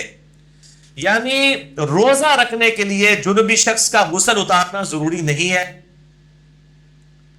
بغیر غسل اتارے بھی وہ سحری کھا کے روزہ رکھ سکتا ہے. فجر کا وقت داخل ہونے کے بعد غسل کر لے، یا اگر فجر کا وقت داخل ہونے کے بعد اٹھا ہے تو پہلا روزہ رکھنا چاہ رہا ہے تو بعد میں غسل اتار لے، جس طرح آپ صلی اللہ علیہ وآلہ وسلم کے کیس میں ہوا. اور یہ بڑی ڈیٹیل حدیث بخاری اور مسلم میں کہ حضرت ابو ہریرہ یہ فتویٰ دیا کرتے تھے کہ جس پہ غسل فرض ہو جب تک غسل نہیں اتارے گا اور وہ شخص روزہ نہیں رکھ سکتا. تو اس کے جواب میں اما عائشہ نے جب یہ حدیث سنائی تو سیدنا ابو ہریرہ نے اپنے فتوے سے رجوع کیا. اب حضرت ابو ہریرہ رضی اللہ تعالیٰ عنہ آپ صلی اللہ علیہ وآلہ وسلم کی وفات کے 30 سال تک بعد میں بھی یہ غلط فتویٰ دیا کرتے تھے، اور جب سیدہ عائشہ سے ان کو یہ بات پتہ چلی تو انہوں نے رجوع کیا. تو اگر امام ابو ہریرہ سے کوئی حدیث چھپی رہ سکتی ہے جو سب سے بڑے محدث ہیں، تو امام حنیفہ سے بھی کوئی حدیث چھپی رہ سکتی ہے. کہتے ہیں امام حنیفہ کو کیوں غلطی لگ گئی؟ بھائی حضرت ابو ہریرہ جو سب سے زیادہ حدیثیں روایت کرنے والے ہیں ان تک حدیث نہیں پہنچی. وہ یہ فتویٰ دیتے تھے کہ جس پہ غسل فرض ہو وہ بغیر غسل اتارے روزہ نہیں رکھ سکتا، تو اور کسی کو غلطی کیا نہیں لگ سکتی؟ بڑے سے بڑے شخص کو بھی غلطی لگ سکتی. اور امام مالک کا جو قول ہے کہ آپ صلی اللہ علیہ وآلہ وسلم کی قبر مبارک کی طرف اشارہ کر کے کہتے تھے کہ اس صاحب قبر کے علاوہ کوئی روئے عرض پہ ایسا شخص نہیں ہے کہ جس کی ہر بات مقبول ہو سوائے ان کی ہر بات مقبول ہے، کوئی مردود نہیں. اور پھر فرمایا کرتے ہیں ان کے علاوہ کوئی ایسا شخص نہیں ہے کہ جس کے ساتھ اختلاف نہ کیا جا سکے. ہر شخص سے اختلاف ہو سکتا ہے سوائے آپ صلی اللہ علیہ وآلہ وسلم کے. چھٹی حدیث بھی بخاری اور مسلم دونوں میں ہے، مشکات میں 680. سیدنا بلال رضی اللہ تعالیٰ عنہ طلوع فجر سے پہلے اذان دیا کرتے تھے رات کے وقت میں. تو آپ صلی اللہ علیہ وآلہ وسلم نے اپنے اصحاب سے فرمایا کہ بلال طلوع فجر یعنی جو ختم سحری ہے اس سے پہلے اذان دیتا ہے. بلال کی اذان تمہیں کھانے پینے سے نہ روکے، یعنی وہ لوگوں کو اٹھانے کے لیے اذان دیا کرتے تھے. عرب میں اب بھی ہوتی ہے، یہاں پر بھی اہل حدیث حضرات دیتے ہیں اذان، یعنی صبح کاذب کے وقت میں، صبح صادق سے پہلے اذان دیا کرتے تھے. تو فرمایا کہ اس کی اذان تمہیں کھانے پینے سے نہ روکے جب تک ابن ام مکتوم اذان نہ دے، سحری کھاتے رہو. اور راوی کہتے ہیں ابن ام مکتوم نابینا صحابی تھے، جب تک ان کو کوئی بتاتا نہیں تھا کہ فجر کا وقت داخل ہو چکا ہے تو وہ اذان نہیں دیتے تھے. ان کی ذمہ داری تھی کہ وہ اذان دیا کرتے تھے فجر کا وقت داخل ہوتے ہی. ختم سحری، یہ آج کل کی اذانوں پہ نہ جائیے گا، بعض کا اذانیں 5 منٹ لیٹ ہو جاتی ہیں. آج کل گھڑی کا اعتبار ہوگا، جو ختم سحری کا ٹائم ہے گھڑی کو فالو کریں، اذانوں پہ نہ رہیں. اذانوں کا تو پتہ نہیں کس وقت اذان ہو سکتا ہے لیٹ ہو جائے، ہو سکتا ہے جلدی ہو جائے. لوگ اتنا اہتمام نہیں کرتے ہیں. تو آپ صلی اللہ علیہ وآلہ وسلم نے فرمایا کہ جب تک ختم سحری نہ ہو اس وقت کھاتے پیتے رہو. اسی کانٹیکس میں صحیح مسلم میں ایک حدیث ہے، جامع ترمذی میں بھی اور مشکات میں ہے 681 کہ آپ صلی اللہ علیہ وسلم نے فرمایا اذان بلال یعنی صبح کاذب کے وقت جو اذان دیتے ہیں تمہیں سحری کھانے سے نہ روکے، لیکن جب روشنی افق پر پھیل جائے یعنی صبح صادق ہو جائے، وہ ٹولائٹ سا جو ظاہر ہوتا ہے، تو کھانے پینے سے رک جاؤ. یعنی جب ختم سحری کا وقت ہو، طلوع فجر ہو، فجر کا وقت شروع ہو جائے تو پھر کھانے پینے سے رک جاؤ. اسی کانٹیکس میں قرآن حکیم میں آیت ہم پہلے ڈسکس کر چکے ہیں، سورۃ البقرہ آیت نمبر 187 وَكُلُوا وَاشْرَبُوا حَتَّى يَتَبَيَّنَ لَكُمُ الْخَيْطُ الْأَبْيَضُ مِنَ الْخَيْطِ الْأَسْوَدِ، اور کھاؤ اور پیو یہاں تک کہ صبح کا جو فجر کے وقت، من الفجر، فجر کے وقت رات کا جو سیاہ ڈھورا ہے وہ صبح کے سفید ڈورے سے ممتاز نہ ہو جائے. یعنی نیچے سفیدی نظر آتی ہے اور اوپر رات کا سیاہ ڈورا، جب یہ بالکل واضح ہو جائیں اس وقت صبح صادق یعنی ختم سحری اور طلوع فجر ہو جائے گا، کھانا پینا اس وقت روک. 7ویں حدیث سنن ابی داؤد میں ہے، مشکات میں 1988. آپ صلی اللہ علیہ وآلہ وسلم نے فرمایا، یہ بہت کریٹیکل حدیث ہے، اس سے بڑے لوگوں نے غلط رزلٹ نکالے ہیں. آپ صلی اللہ علیہ وآلہ وسلم نے فرمایا جب تم میں سے کوئی اذان فجر سنے اور کھانے پینے کا برتن اس کے ہاتھ میں ہو تو وہ اپنی ضرورت پوری کر کے اس کو نیچے رکھے. اس پہ امام ابو داؤد نے باب باندھا ہے کہ برتن ہاتھ میں ہو اور انسان اذان سنے تو اس وقت کیا کرے. یعنی اگر کھا پی رہا تھا اور اسی دوران اذان شروع ہوئی، اس اذان سے مراد ہے کہ ختم سحری ہوگی، تو پھر وہ جو ہاتھ میں کھانا موجود ہے سامنے برتن میں اور پانی، اس سے فوراً سحری اپنی مکمل کر لے. لیکن یہ اس صورت میں ہے کہ وہ آلریڈی سحری کر رہا تھا. یہ نہیں کہ ایک بندے نے روٹین بنائی ہوئی ہے کہ وہ آخری 2 منٹ میں اٹھ کے سحری کرتا ہے، اس کے لیے نہیں ہے، کیٹاسٹروفک کنڈیشن کے لیے. اور بعض لوگ تو ایسے ہیں جو مطلب آدھا گھنٹہ پہلے سحری کر لیتے ہیں، پھر انتظار میں بیٹھے رہتے ہیں. جیسے ہی اذان شروع ہوتی ہے کہتے ہیں پانی پی لو، جلدی پانی پی لو. وہ روزہ توڑ رہے ہوتے ہیں، وہ افطاری کر رہے ہوتے ہیں، وہ سحری نہیں کر رہے ہوتے. ان کو بتا دیں آپ افطاری کر رہے ہیں، روزہ تو آپ رکھ چکے تھے، اب آپ نے فجر کے وقت ہی افطار کر لیا اس کو، یعنی روزہ توڑ دیا. میں نے خود یہ آبزرو کیا ہے، 2008 کی بات ہے، میں ایک اہل حدیث مسجد میں اعتکاف بیٹھا اسلام آباد میں. وہاں پہ اجتماعی تک اعتکاف ہوتا تھا، 500-600 بندے جو ہیں وہ اعتکاف کرتے تھے. تو وہاں میں نے یہ چیز آبزرو کی کہ لوگ سحری پہلے ہی کر کے فارغ ہو جاتے تھے، پھر 15-20 منٹ تک گپے مارتے رہتے تھے، اور جیسے ہی اذان شروع ہوتی تھی سارے کولر کی طرف بھاگتے تھے. تو میں نے پھر بڑا شور ڈالا کہ میرے بھائی یہ آپ اس طریقے سے چیزوں سے رزلٹ نکالیں گے؟ یہ تو اسی طریقے سے ہے جیسے بخاری اور مسلم میں حدیث ہے، ایک شخص نے رکوع کی حالت میں آ کے آپ صلی اللہ علیہ وآلہ وسلم کے ساتھ جماعت میں شامل ہوا، چونکہ آپ کو پیچھے بھی نظر آتا تھا، آپ نے دیکھ لیا، آپ نے اسے فرمایا اندھا ایسے نہ کرنا کہ تم رکوع میں ہی شامل ہوتے ہوئے چلتے ہوئے آئے ہو. تو اب آپ صلی اللہ علیہ وآلہ وسلم ایک چیز سے منع فرما دیں اور ایک بندہ اس کی روٹین بنا لے اور پھر کہ جی رکوع میں رکعت مل جاتی ہے، اتنا غلط رزلٹ نکال لے. یہ بالکل اسی طریقے سے غلط رزلٹ نکالا ہوا ہے. یہ تو ہے اگر کوئی کھا پی رہا تھا اس دوران اذان شروع ہو گئی تو اب اس کو اجازت ہے کہ وہ اس کو کنٹینیو کرے. اور اس میں سحری اور افطاری کے لیے صرف ٹائم اور گھڑی کا اعتبار کیا جائے.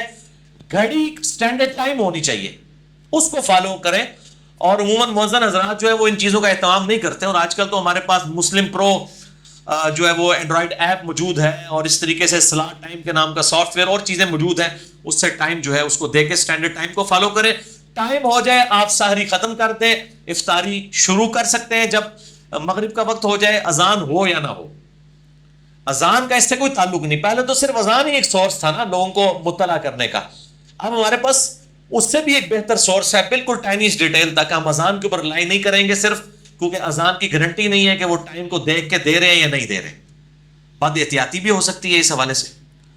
تو ایک ایکسٹریم پہ تو یہ لوگ ہیں جو یہ کھانے پینے والا معاملہ جو ہے وہ موقوف کر کے پھر اذان کے وقت پانی پی رہے ہوتے ہیں. اور دوسری ایکسٹریم پہ وہ لوگ ہیں جو اس فیسلٹی کو چھیننا چاہتے ہیں، خصوصاً ہمارے حنفی بھائی.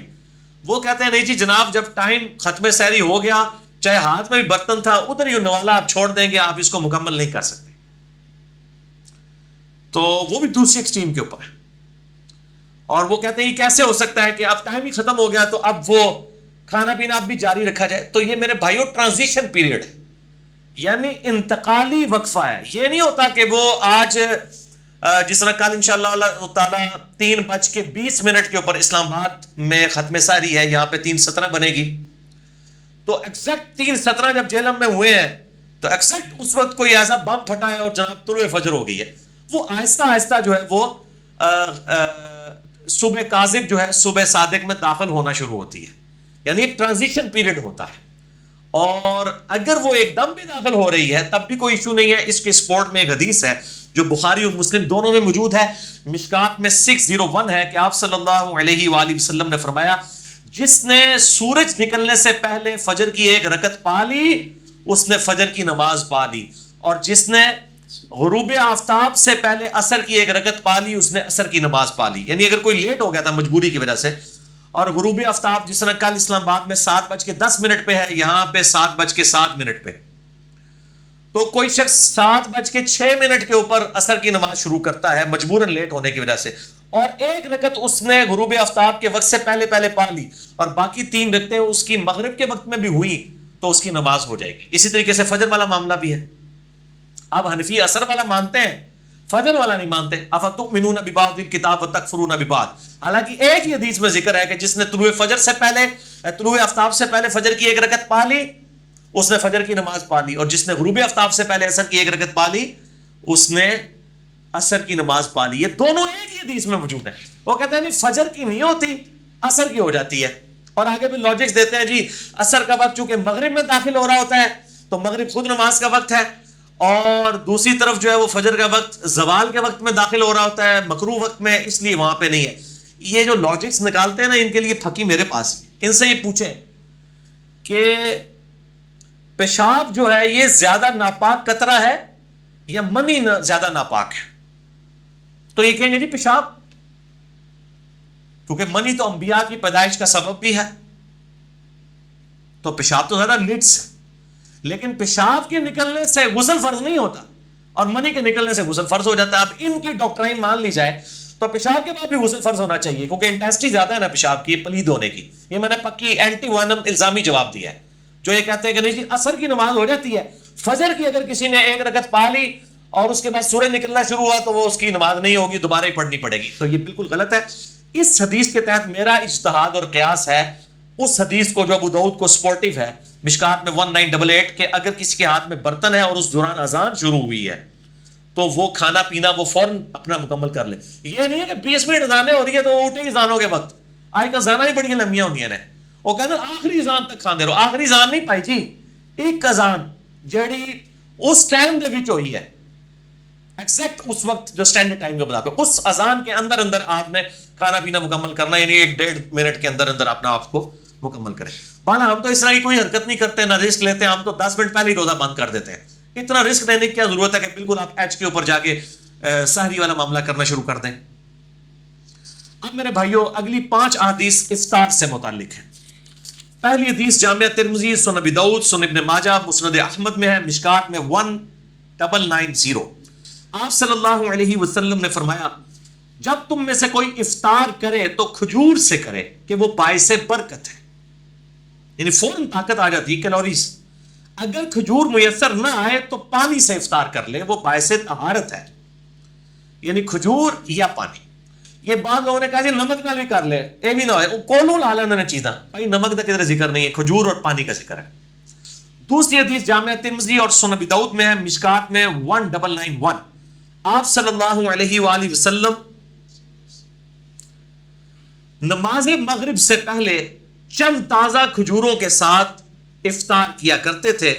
اگر کھجور نہ ہوتی تو آپ صلی اللہ علیہ وآلہ وسلم چند چھہارے کھا لیا کرتے. یہ چھہارے کھانا بھی سنت ہے, اور یہ جو بد دی جاتی ہے نکاح کے موقع پر یہ میٹھا تقسیم کرنا, یہ بھی سنت ہے.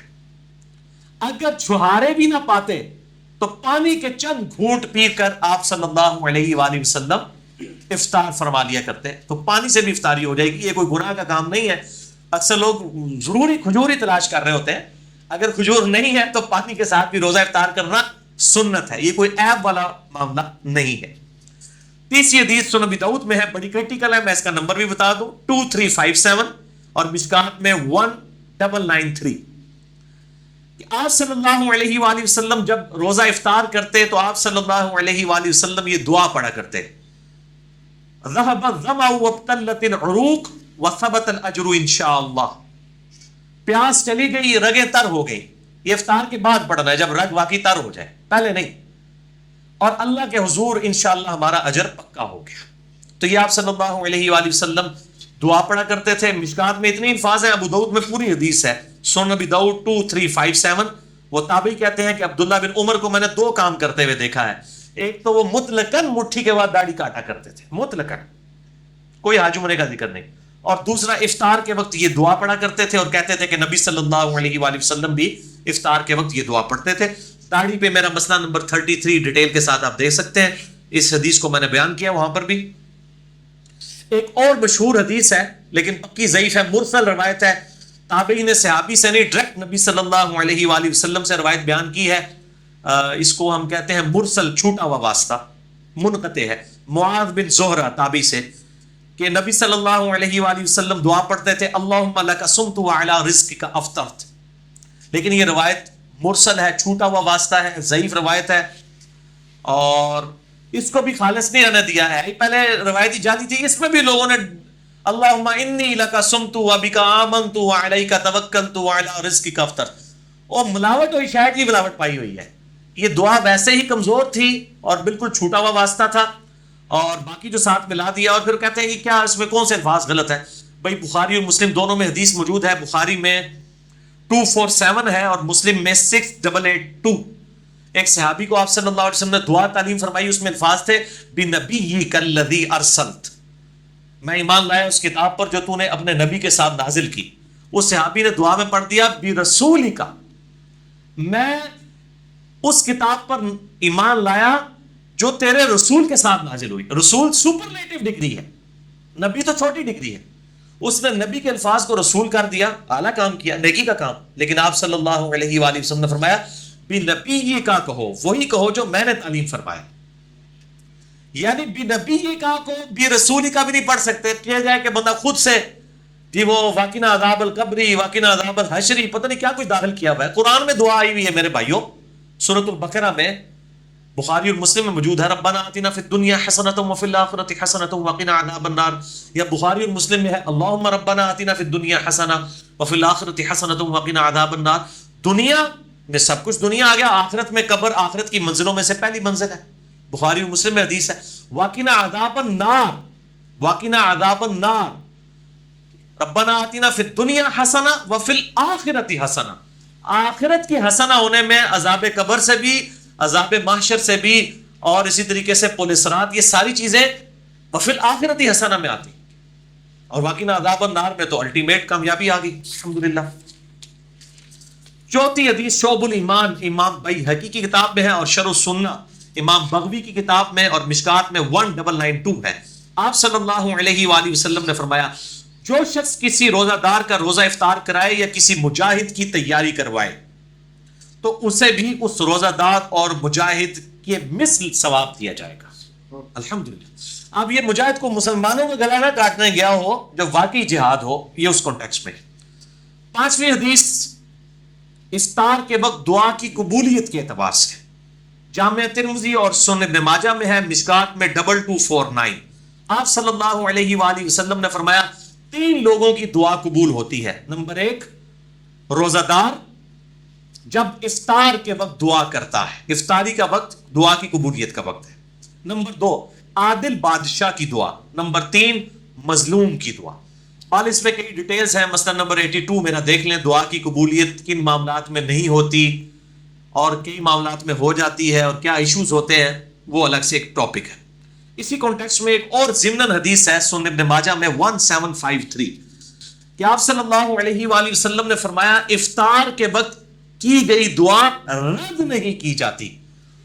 وہ اس حدیث میں الفاظ تھے کہ دعا قبول ہوتی ہے, اس میں الفاظ دعا رد نہیں ہوتی. یہ مشکات میں نہیں ہے, میں نے اس لیے ابن ماجہ کا نمبر بتایا. اور اس حدیث کے راوی کہتے ہیں ابن ابی ملیکہ تابعی کہ عبداللہ بن عمر بن عاص یہ حدیث بیان کیا کرتے تھے اور افطار کے وقت وہ دعا کیا کرتے تھے اللہم انی اسألک برحمتک التی وسعت کل شیء ان تغفر لی. اے اللہ میں تجھ سے تیری رحمت کا سوال کرتا ہوں, وہ رحمت جو ہر چیز کو گھیرے ہوئے ہے, کہ میری مغفرت فرما دے. اس کے علاوہ بھی دعائیں کر سکتے ہیں. ربنا آتنا فی الدنیا والی دعا کر لیں, صبح شام کے اذکار کے لیے آئیڈیل وقت ہے. شام کے اذکار کا آئیڈیل وقت غروب آفتاب سے پہلے ہے, کیونکہ وہ شام کے اذکار ہیں, رات کے اذکار نہیں ہیں, شام کے اذکار ہیں. تو سب سے بہتر وقت وہ ہے کہ آپ مغرب اور عصر کے درمیان اور مغرب سے جسٹ پہلے افطار کے وقت صبح شام کے اذکار, وہ بلو کارڈ جو ہمارا ہے وہ کریں. اب میرے بھائیو آخر میں یہ 5 کرٹیکل احادیث میں انشاءاللہ بیان کروں گا. یہ 5 آخری جو ہماری کرٹیکل احادیث ہیں وہ پرٹیکولرلی سنی شیعہ اختلاف جو ہے افطار کے ٹائم سے ریلیٹڈ اس کانٹیکسٹ میں ہے, لیکن ان کو ڈسکس کرنے سے پہلے ایک دفعہ دروشی پڑھ لیجئے. اللہم صلی علی محمد وعلی آل محمد کما صلیت علی ابراہیم وعلی آل ابراہیم انک حمید مجید. اللہم بارک علی محمد وعلی آل محمد کما بارکت علی ابراہیم وعلی آل ابراہیم انک حمید مجید.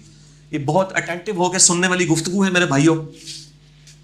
بون آف کنٹینشن بنا ہوا ہے خصوصاً رمضان المبارک کے مہینے میں سنی شیعہ اختلاف افطار ٹائم کے اعتبار سے. سحری کا کوئی اختلاف نہیں ہے, بلکہ ابھی اہل تشیع کے علماء کی جانب سے ایک آپ سمجھ لیں پبلک میسج بھی آیا ہے کہ جو یہ ٹی وی کے اوپر ہمارا سحری کا وقت 10 منٹ پہلے بتایا جاتا ہے یہ بالکل جعلی ہے, ہم اسے کوئی آن نہیں کرتے. سحری میں کوئی اختلاف نہیں ہے اہل سنت اور اہل تشیع کا, بل جو 2-3 منٹ کی احتیاط ہے وہ اپنی جگہ, بل افطار کے ٹائم کے اوپر اختلاف ہے.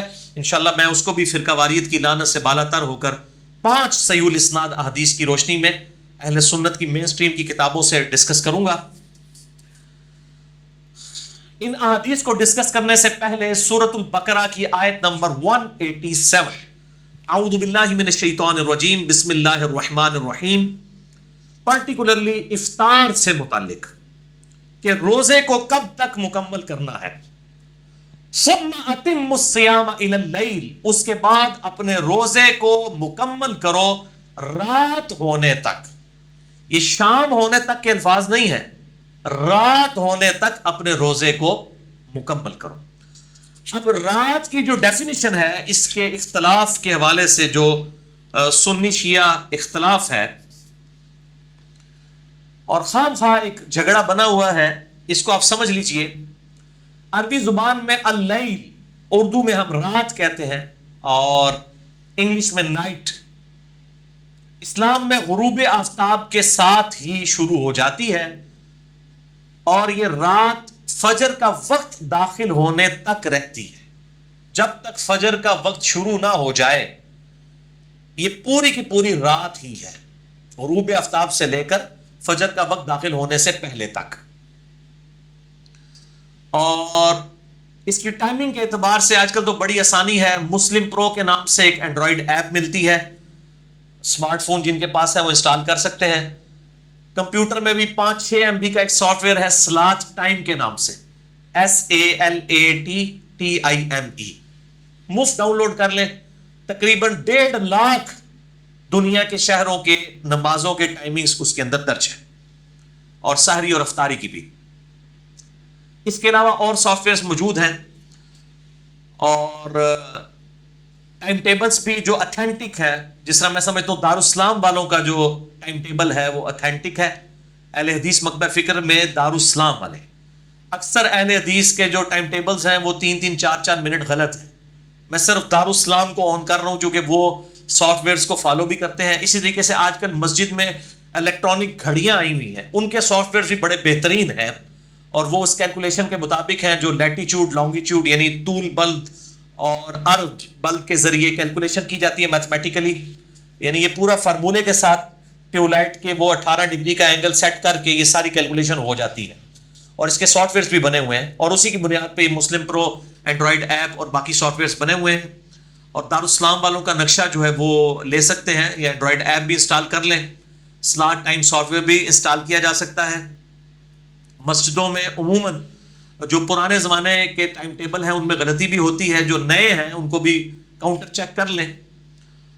مثلاً اب 28 مئی 2017 کل یکم رمضان 1438 ہجری بن رہا ہے، پہلا یوم تکبیر والے دن. یوم تکبیر یعنی میرے لیے تو ویسے بھی ایک عقیدت کا دن ہے، اس اعتبار سے کہ میں نے سنت کے مطابق نماز بھی یوم تکبیر والے دن ہی 28 مئی 2008 کو شروع کی تھی. اور اس سے 10 سال پہلے چلے جائیں، 28 مئی 1998 کو پاکستان نے اٹامک بلاسٹ کیے تھے. یوم تکبیر ڈکلیئر کیا گیا اسے پبلک سے اوپینین لینے کے بعد. تو کل یوم تکبیر 28 مئی 2017 کو یکم رمضان 1438 ہجری کا پہلا روزہ ہے. تو اسلام آباد میں سحری کا وقت ہے 3:20. تو جہلم میں 3 منٹ آپ مائنس کر لیں، 3:17. اور اسلام آباد میں افطار کا وقت ہے کل 7:10.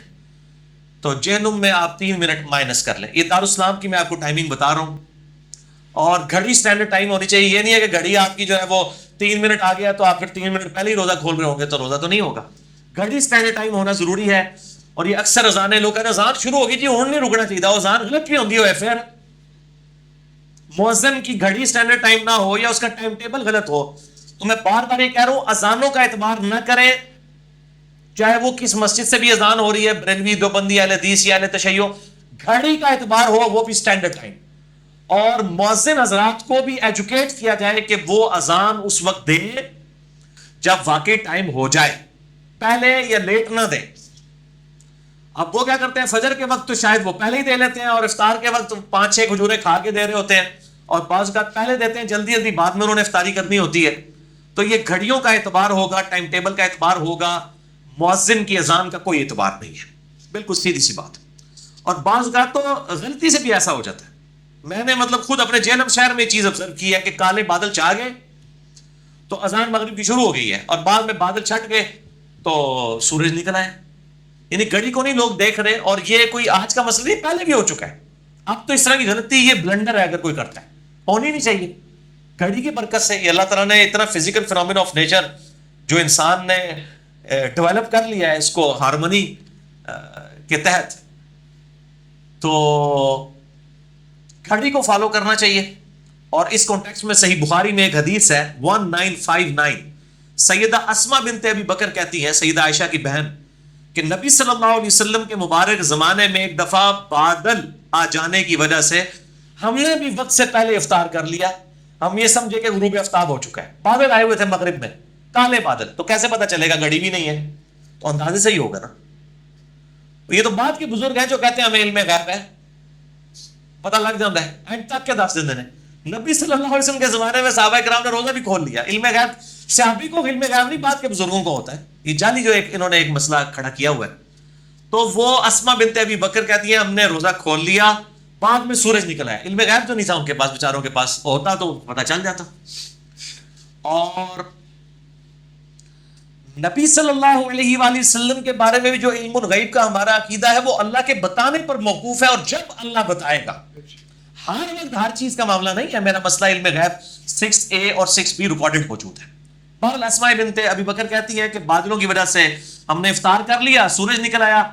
اور پھر وہ راوی پوچھتے ہیں سیدہ عائشہ کے جو یہ بھانجے ہیں سیدنا عروہ عبداللہ ابن زبیر کے جو ہیں وہ بھائی عروہ ابن زبیر، ان کا یہ بیٹا ہے حشام جو اسماء بنت ابی بکر سے بیان کر رہا ہے. ان سے پوچھا جاتا ہے کہ یہ بتائیے کہ جب وہ روزہ کھول لیا تھا وقت سے پہلے تو پھر کیا اس روزے کی قضا کروائی گئی تھی کہ غلطی والی کھول دیا؟ خیر ہے. تو انہوں نے کہا قضا کے علاوہ تو کوئی چارہ ہی نہیں تھا، قضا تو کروائی گئی تھی. تو آج بھی اگر مؤذن غلط اذان دے وقت سے پہلے تو مؤذن کے اوپر نہیں جائیں گے آپ. اگر اس نے غلط روزہ کھلوا دیا چاہے 1 منٹ پہلے بھی، آپ کو روزے کی قضا دینی ہوگی. بعد کفارہ نہیں ہوگا، صرف قضا ایک روزے کے بدلے ایک روزہ رکھنا ہوگا. اس لیے گھڑی سٹینڈرڈ ٹائم کریں، گھڑی کو فالو کریں. اچھا، غروب آفتاب کے حوالے سے بھی رات کا یقین کرنے کے لیے گھڑی ہی سب سے بیسٹ ذریعہ ہے.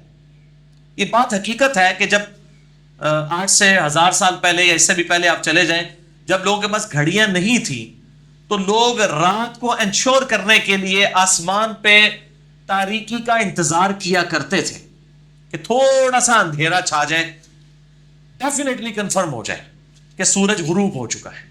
اور وہی مسئلہ اہل تشیع کے ہاں بھی چلتا آ رہا ہے. اب جب کہ گھڑیاں ڈیولپ ہو چکی ہیں، ٹائمنگ لیٹ لانگ کے ذریعے کیلکولیٹ ہو جاتی ہیں، اب اس مسئلے کو اس طریقے سے نہیں دیکھنا چاہیے بلکہ اس میں تھوڑی سی ٹالرنس لانی چاہیے. چنانچہ اسی ضمن میں پانچ صحیح الاسناد احادیث میں ایک انٹلیکچوئل ترتیب سے، یہ ٹپ نہیں ہے، رینڈم نہیں ہے، ایک میں نے بڑی اس کو حسن ترتیب کے ساتھ جمع کیا ہے. پہلی حدیث کریٹیکل ہے، صحیح بخاری میں 1956، صحیح مسلم میں 2560 اور مشکات میں بھی موجود ہے 1985.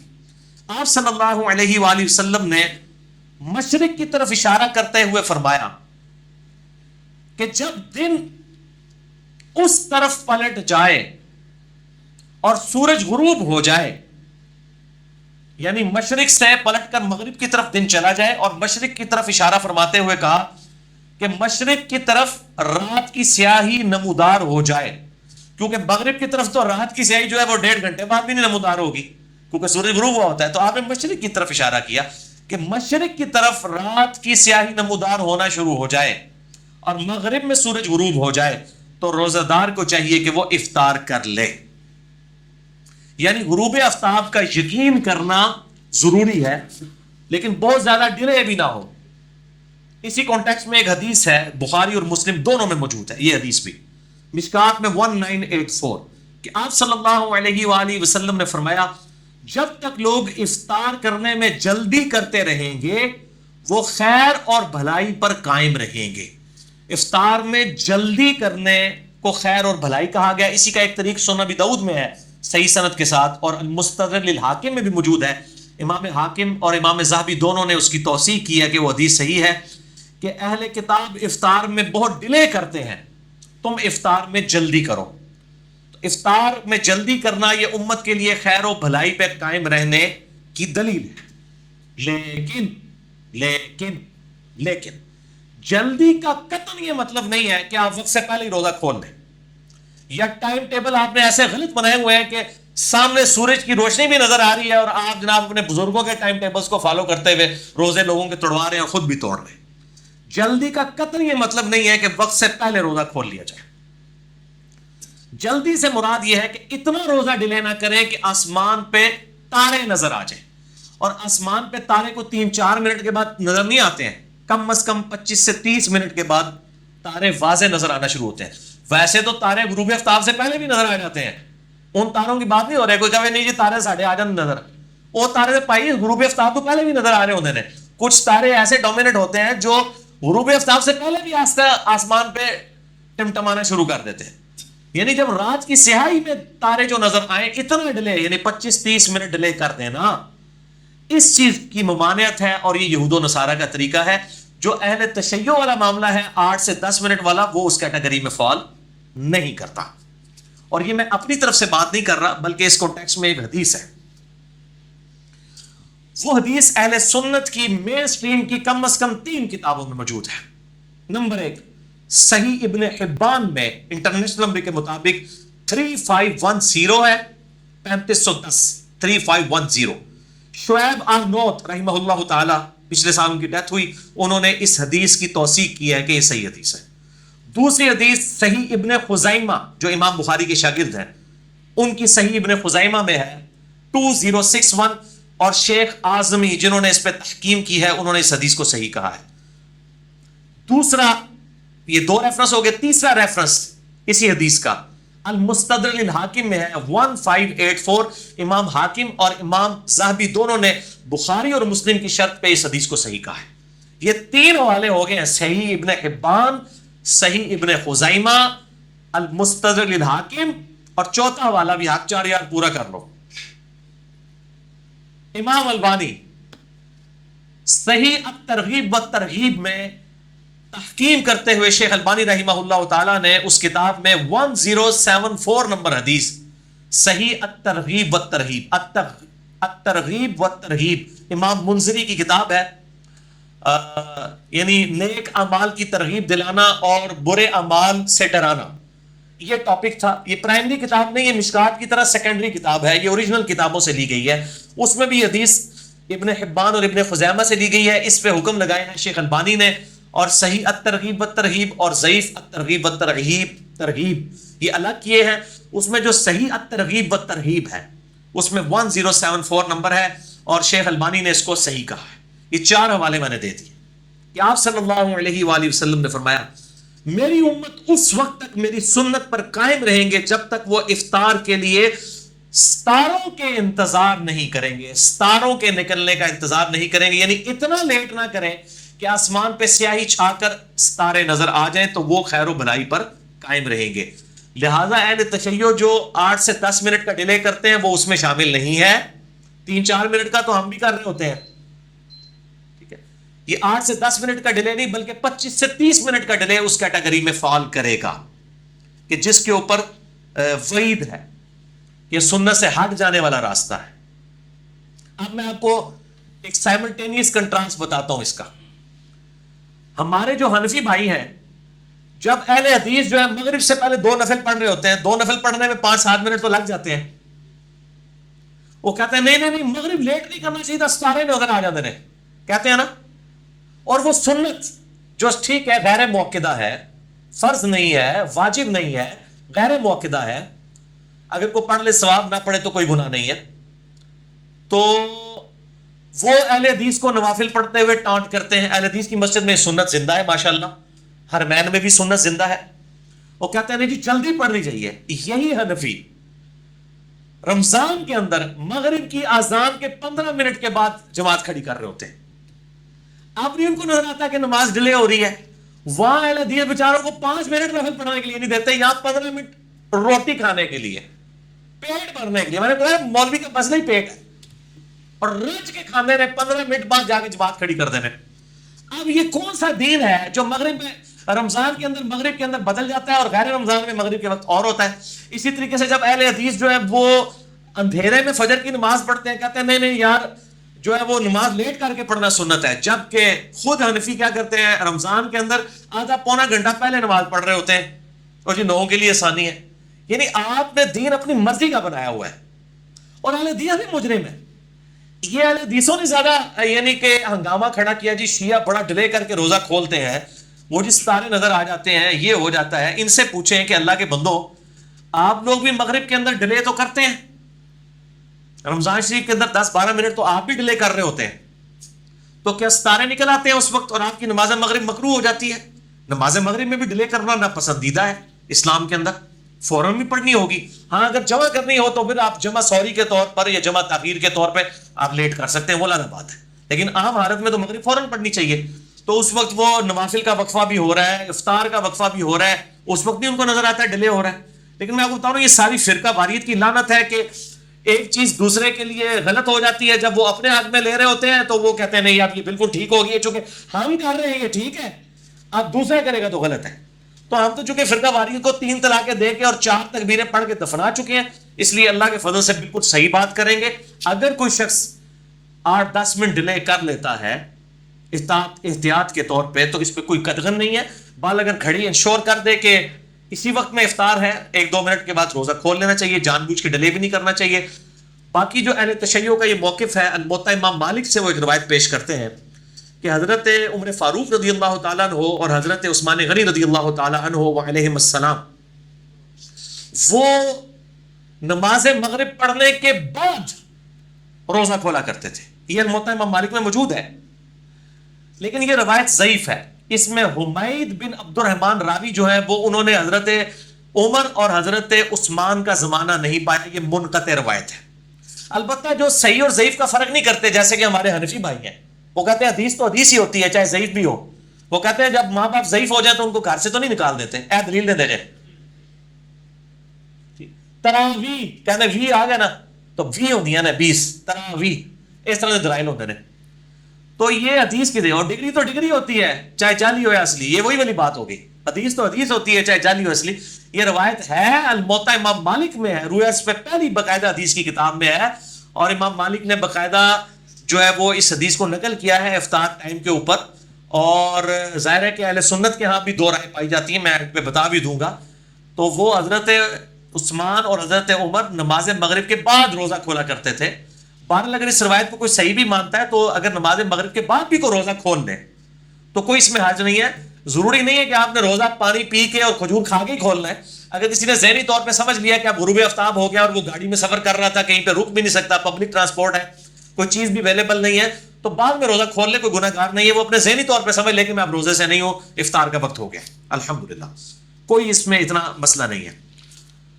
تو یہ تو بتایا جاتا ہے کہ جناب روزے میں ڈیلے کریں گے تو جناب گناہ گار ہوں گے، یہود و نصارہ کا طریقہ ہے، گناہ گار ہو جائیں گے، سنت سے ہٹ جائیں گے اور امت خیر سے محروم ہو جائے گی. لیکن اس تصویر کا ایک دوسرا رخ بھی ہے جو ان مولویوں نے چھپایا ہوا ہے، خصوصاً سنیوں نے. میں نے بتا دیا یہ ڈیلے 25 سے 30 منٹ کا ڈیلے ہے، 8 سے 10 منٹ کا ڈیلے کوئی ایشو نہیں. اور اس کو سائملٹینیس کنٹراسٹ جو ہے حدیث، وہ جو یہ چھپاتے ہیں، یہ چوتھی حدیث سن لیں، یہ آج آپ لے جائیں تحفہ. اس کے بعد انشاءاللہ کوئی احتیاط والے معاملے میں مسئلہ نہیں کرے گا. یہ چوتھی حدیث بھی حق 4 کتابوں میں، 3 مین سٹریم کی کتابیں. صحیح ابن حبان میں 7491 شعیب آرنوت نے صحیح کہا. صحیح ابن خزیمہ میں 1986 شیخ آزوی نے صحیح کہا. المستدرک للحاکم میں 1518 امام حاکم نے امام مسلم کی شرط پہ صحیح کہا. اور چوتھی کتاب صحیح الترغیب والترہیب میں شیخ البانی نے صحیح کہا 1005. یہ 4 وہی حوالے ہیں جو 4 اس حدیث کے حوالے تھے. ٹھیک ہے، میٹھا میٹھا ہاپ ہاپ تے کوڑا کوڑا تو تو وہ 4 وہ بھی ویسے ہاپ ہاپ کرنا بڑا مشکل ہے، کیونکہ اس میں تو پتہ چل گیا نا کون سا ڈیلے حرام ہے جب تارے نکل آئے 25-30 منٹ کا ڈیلے. اور یہ جو حدیث میں بیان کر رہا ہوں جس کا حوالہ دیا، یہ بہت خطرناک الفاظ ہیں. اس میں آپ صلی اللہ علیہ وآلہ وسلم کو ایک خواب دکھایا گیا. آپ کو اکثر خواب کے ذریعے وحی بھی ہوتی تھی، نبیوں کے خواب سچے ہوتے ہیں. آپ صلی اللہ علیہ وآلہ وسلم نے فرمایا میں نے خواب میں دیکھا کہ 2 فرشتے میرے ساتھ ہیں اور مجھے کسی ایسی جگہ پر لے گئے ہیں جہاں پر لوگوں کی چیخو پکار کی آواز آ رہی ہے. میں نے پوچھا یہ کون لوگ ہیں؟ تو بتایا گیا یہ دوزخیوں کو عذاب ہو رہا ہے. اللہم اجرنا من النار، اللہم اجرنا من النار، اللہم اجرنا من النار، آمین. پھر کہتے ہیں کہ میں تھوڑا آگے جب گیا تو ایک پہاڑی آئی، اس پہاڑی پر چلنا میرے لیے دشوار ہو گیا، تو 2 فرشتوں نے میری مدد کی تو میں اس پہاڑی کو کراس کرنے میں کامیاب ہو گیا. پھر میں نے وہاں پر کچھ لوگ دیکھے جو الٹے لٹکے ہوئے تھے اپنے پاؤں کے ساتھ، کونچوں کے ساتھ الٹے لٹکے ہوئے تھے، اور ان کی باچھیں چری ہوئی تھیں اور اس میں سے مسلسل خون بہ رہا تھا. میں نے پوچھا کہ یہ کون لوگ ہیں؟ تو بتایا گیا یہ وہ لوگ ہیں جو وقت سے پہلے روزہ افطار کر لیا کرتے تھے. افطار میں اتنی جلدی کرتے تھے کہ ابھی ٹائم نہیں ہوا ہوتا تھا اور وہ افطاری کر لیتے تھے. اب یہ ہم پوچھتے ہیں یہ لوگ کون ہیں؟ اہل تشیع تو نہیں ہو سکتے، وہ تو ڈیلے ہیں، ان کے پاس تو آپ نے ڈیلے والا چھاپ لگا دی. فتویٰ لگا دیا جو میں نے فتویٰ اتار دیا ان سے، اور ایک سنی منصف مزاج منہج والے شخص کی طرف سے یہ الحمدللہ دلائل سامنے آئے ہیں، یہ کسی شیعہ عالم کی طرف سے نہیں۔ ان پہ یہ جو چھاپ لگائی ہوئی تھی وہ تو 25-30 منٹ والی ہے، وہ تو 8-10 منٹ کا ڈیلے کرتے ہیں، 3 منٹ کا تو حنفیوں کا بھی کیلنڈر احتیاط کے ساتھ ہوتا ہی ہے۔ اچھا، یہ جو جلدی افطار کر رہے ہیں شیعہ تو نہیں ہو سکتے، اہل سنت میں سے بھی حنفی نہیں ہو سکتے، ان کے تو 3 منٹ احتیاط کے ساتھ ہے۔ پیچھے کون بات جاتا ہے؟ ساڑھے سکے بھرا، ٹھیک ہے جی، جڑا سانو تو متریا سمجھتے ہیں، یعنی اہل حدیث، یعنی ہماری اب جہلم شہر میں آپ دیکھ لیں ٹائم ٹیبل غلط ہے۔ ابھی بھی میں نے دیکھا ادھر تو ایون حنفیوں کا بھی ٹائم ٹیبل غلط بنا ہوا ہے۔ میں نے ان کو بھی بتایا یار 5-6 منٹ پہلے آپ لوگ افطار کروا رہے ہیں، ٹائم ٹیبل حنفیوں کا 7:02 ہے، اہل حدیث کا 7:01 ہے، اور افطار ہو رہی ہے 7:07 کے اوپر۔ ابھی کچھ جماعت الدعوہ والوں کا ٹائم ٹیبل جو ہے وہ چونکہ انہوں نے تھوڑا الیکٹرانکلی فالو کیا ہے، وہ اہل حدیث میں سے ان کا ٹائم ٹیبل ٹھیک ہے، یا دارالاسلام والوں کا۔ تو باقی پرانے جو 1950-60 کے بابوں نے بنائے ہوئے ہیں وہ اکثر ٹائم ٹیبل غلط ہیں۔ اس وقت کے لوگوں کے روزے ہو گئے، ان کو نہیں بیچاروں کو پتا تھا، اس زمانے میں ان کو چاہیے تھا وہ احتیاط کرتے اور سیاہی چھانے کا انتظار کرتے 8-10 منٹ۔ اب تو مطلب ان کو اپنے ٹائم ٹیبل کو دیکھنا چاہیے۔ ہم یہ پوچھتے ہیں یہ کون لوگ ہیں جو روزہ جلدی افطار کرنے کی وجہ سے جن کو قیامت والے دن عذاب ہوگا، ایٹ لیسٹ اس عذاب کا شکار وہ لوگ نہیں ہوں گے جو روزہ کھولنے میں ڈیلے کرتے ہیں 5 منٹ یا 10 منٹ کا۔ 25-30 منٹ والا تو معاملہ الگ ہے، اس میں بھی کہا ہے کہ سنت سے محرومی ہے، اس کے عذاب کی کوئی حدیث نہیں آئی ہے۔ اس کے اوپر عذاب کی حدیث آئی ہے کہ جو جلدی افطار کرتے ہیں ان کو الٹا لٹکا کے عذاب دیا گیا، ان کی بانچیں چری ہوئی ہیں۔ ہم یہ اب علماء سے ہی پوچھتے ہیں، علماء سے پوچھ کے چلتے ہیں کہ یہ ہمیں بتائیں یہ لوگ کون ہوں گے، یہ کس فرقے سے ہوں گے۔ کیوں؟ جب اسی قسم کی باتیں ہوتی ہیں وہ کہتے ہیں دیکھیں جی وہ حدیث ہے موقوفاً مولا علی رضی اللہ تعالیٰ عنہ علیہ السلام سے، فضائل صحابہ احمد بن حنبل کی کتاب میں صحیح سند کے ساتھ موجود ہے، انٹرنیشنل نمبرنگ کے مطابق میں آپ کو اس کا نمبر بھی بتا دیتا ہوں۔ فضائل صحابہ کتاب میں سے مولا علی رضی اللہ تعالیٰ عنہ کی موقوفاً حدیث، احمد بن حنبل کی کتاب ہے فضائل صحابہ، انٹرنیشنل نمبر کے مطابق 932 932 اور 920، جلد 2 صفحہ 445 اور صفحہ 443 پہ۔ شیخ زبیر علی صاحب نے بھی اس کی تحکیم صحیح کی ہے، شیخ البانی نے بھی، کہ سیدنا علی کہتے ہیں میری وجہ سے 2 لوگ گمراہ ہوں گے، ایک میری محبت میں غلوف کر کے اور ایک میری دشمنی میں غلوف کر کے۔ اور دوسری روایت جس کا میں نے حوالہ اسی میں دیا کہ میری وجہ سے 2 گروہ دوزخ میں جائیں گے، ایک میری محبت میں غلوف کر کے اور ایک میری دشمنی میں غلوف کر کے۔ وہ کہتے ہیں دیکھیں جی یہ جو محبت میں غلوف کرنے والے ہیں یہ اہل تشیع ہیں، یہ رافضی ہیں، اور یہ دیکھیں گمراہ ہوئے ہیں۔ پھر جب ہم پوچھتے ہیں یار یہ حدیث میں تو وہ لوگ بھی ہیں جو دشمنی میں غلوف کریں گے، وہ کون ہے؟ کہتے ہیں وہ آج کل کوئی نہیں، اس زمانے میں تھے، وہ خارجی تھے۔ بھائی آج کل بھی ہیں، آج کل بھی حضرت علی کا ذکر آپ کریں اور ساتھ علیہ السلام بول دیں، جو کہ امام بخاری نے، امام ابو داؤد نے، امام ترمذی نے علیہ السلام لکھا ہے امام علی کے ساتھ، تو کہتے ہیں یہ تو شیعوں والی باتیں کرتا ہے۔ تو یہ ہے ناسبی، اصل میں علی کا نام سن کے جو چڑھتے ہیں، تو چونکہ وہ خود ہوتے ہیں اس لیے کہتے ہیں نہیں وہ گروہ ہے دوسرا ختم ہو چکا ہے۔ تو یہ ادھر بھی یہی مسئلہ ہے افطار والے مسئلے میں، کہ جب ان سے پوچھیں کہ جو دیر سے افطاری کرنے والے سنت سے دور ہیں وہ کہتے ہیں یہ شیعہ ہے، حالانکہ وہ افطاری بہت ڈلے والی ہے۔ پھر ہم پوچھتے ہیں جن کو عذاب ہو رہا تھا یہ کون ہے؟ اتنی کیسے بھی ختم ہو گئے نے، یہ تسی ہو بھائی جنہوں نے پتا ہے کہ تھوڑے ٹائم ٹیبل غلط نے، اور انجینئر صاحب تو دستے بھی نے پھر بھی ٹائم ٹیبل ٹھیک نہیں کراتے، یہاں تو نہیں کروا رہے، ضد پہ اڑے ہوئے۔ میں نے اپنی ذاتی جیب سے لا کے ان کو ٹائم ٹیبل دیے کہ یار اس میں سے 3 منٹ مائنس کر کے آپ نقشہ ٹھیک کر لیں۔ آپ کا دارالاسلام اہل حدیث والوں کا ہی نقشہ ٹھیک ہے اسلام آباد کا، اسی سے 3 منٹ مائنس کر کے جہلم کا بنا لیں، ہٹ درمی پہ اڑے ہوئے۔ تو یہ میرے بھائیوں وہی بات ہے، وہ ناسبی اور رافضی دونوں ہی گمراہ ہیں۔ اسی طریقے سے یہاں پر بھی جلدی روزہ کھولنے والے عذاب کے مستحق ہیں، اور بہت ڈیلے 25-30 منٹ جو کوئی بھی نہیں، میرے علم میں تو کوئی بھی نہیں کر رہا، وہ ڈیلے کرنے والے وہ سنت سے ہٹے ہوئے لوگ ہیں۔ بہرحال یہ جو میں نے حدیث بیان کی یہ میرے ریسرچ پیپر کے اوپر بھی موجود ہے، ریسرچ پیپر نمبر 5B، یہ ایک ایٹم بم ہے رافضیوں اور ناسبیوں کے سر کے اوپر۔ 200 روایات میں نے اہل سنت کی مین سٹریم کتابوں سے جمع کی ہیں۔ ریسرچ پیپر نمبر 5B، واقعہ کربلا کا حقیقی پس منظر 72 صحیح الاسناد احادیث کی روشنی میں، جس میں کل 200 روایتیں ہیں اہل سنت کی کتابوں سے، پورا پس منظر اس میں سیدنا عثمان غنی رضی اللہ تعالیٰ عنہ کی شہادت کے جعلی اسباب نہیں اصلی اسباب میں نے بیان کیے ہیں۔ اور اس طریقے سے خلفائے راشدین کی عظمت بیان کی ہے اور بعد میں ملوکیت کو کنڈیم کرنے والی احادیث بھی الحمدللہ اس ریسرچ پیپر میں.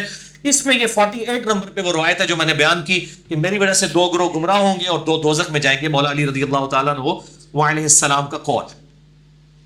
تو اہل تشیع 8 سے 10 منٹ کی احتیاط کرتے ہیں, حنفی بھی 3 منٹ کی کرتے ہیں. اہل حدیث بھی جو دارالاسلام کا ٹائم ٹیبل ہے بالکل ٹھیک ہے, اس کو فالو کریں اور اس میں کوئی ایکسٹریم رویے نہیں ہونے چاہیے. اگر کوئی احتیاط کر لیتا ہے 5-7 منٹ کی, اس کے پر کوئی قدغن نہ لگائے, کوئی فتویٰ نہ لگائے.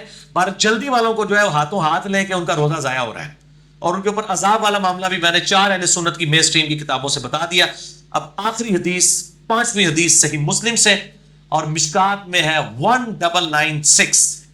یہ بہت کرٹیکل حدیث ہے, یہ میں نے آخر میں رکھی ہوئی تھی. 2 تابعین ام المؤمنین سیدہ عائشہ رضی اللہ تعالی عنہا و سلام اللہ علیہا کے پاس حاضر ہوئے اور انہوں نے کہا کہ 2 اصحاب رسول ہیں صلی اللہ علیہ وآلہ وسلم کہ جو 2 مختلف اوقات کے اندر روزہ افطار کرتے ہیں. یہ صحیح مسلم ہے بھائی, اصول کافی نہیں پڑھ رہا, صحیح مسلم پڑھ رہا ہوں, مشکات میں 1996. تو سیدہ عائشہ نے پوچھا یہ 2 لوگ کون ہیں؟ تو کہا گیا کہ عبداللہ ابن مسعود ہے رضی اللہ تعالیٰ عنہ, جو افطار میں جلدی کرتے ہیں, یعنی جیسے غروب آفتاب ہوتا ہے وہ افطار کر لیتے ہیں. تو عائشہ رضی اللہ تعالیٰ عنہ نے فرمایا کہ نبی صلی اللہ علیہ وآلہ وسلم بھی افطار میں جلدی فرمایا کرتے تھے, بہت ڈیلے نہیں فرماتے تھے. اب یہ ڈیلے 25-30 منٹ کو وہ ڈیلے کہا جاتا ہے, 2-3 منٹ کی تیار ڈیلے والے چکر میں نہیں آتی, یہ ذہن میں رکھیے گا. اور اس زمانے میں تو انتظار کیا بھی جاتا تھا کیونکہ گھڑیاں نہیں تھی, بعض اوقات سورج صرف پہاڑ کی اوٹ میں جاتا تھا, غروب نہیں ہوا ہوتا تھا, اسی لیے اہتمام کیا جاتا تھا. اور وہی اہتمام اہل تشیع کے ہاں چل رہا ہے.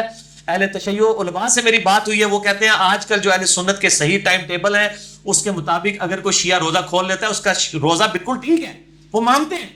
وہ کہتے ہیں ہم جو ڈیلے کرتے تھے یہ اس وجہ سے کرتے تھے, اب ٹائم ٹیبل, یہ ثاقب اکبر صاحب سے میری خود بات ہوئی ہے, وہ کہتے ہیں ہم ٹائم ٹیبل, آپ کا ٹائم ٹیبل صحیح ہو تو اپنا بھی غلط بنیا ہوئے, اپنا پہلے صحیح بنایا ہوئے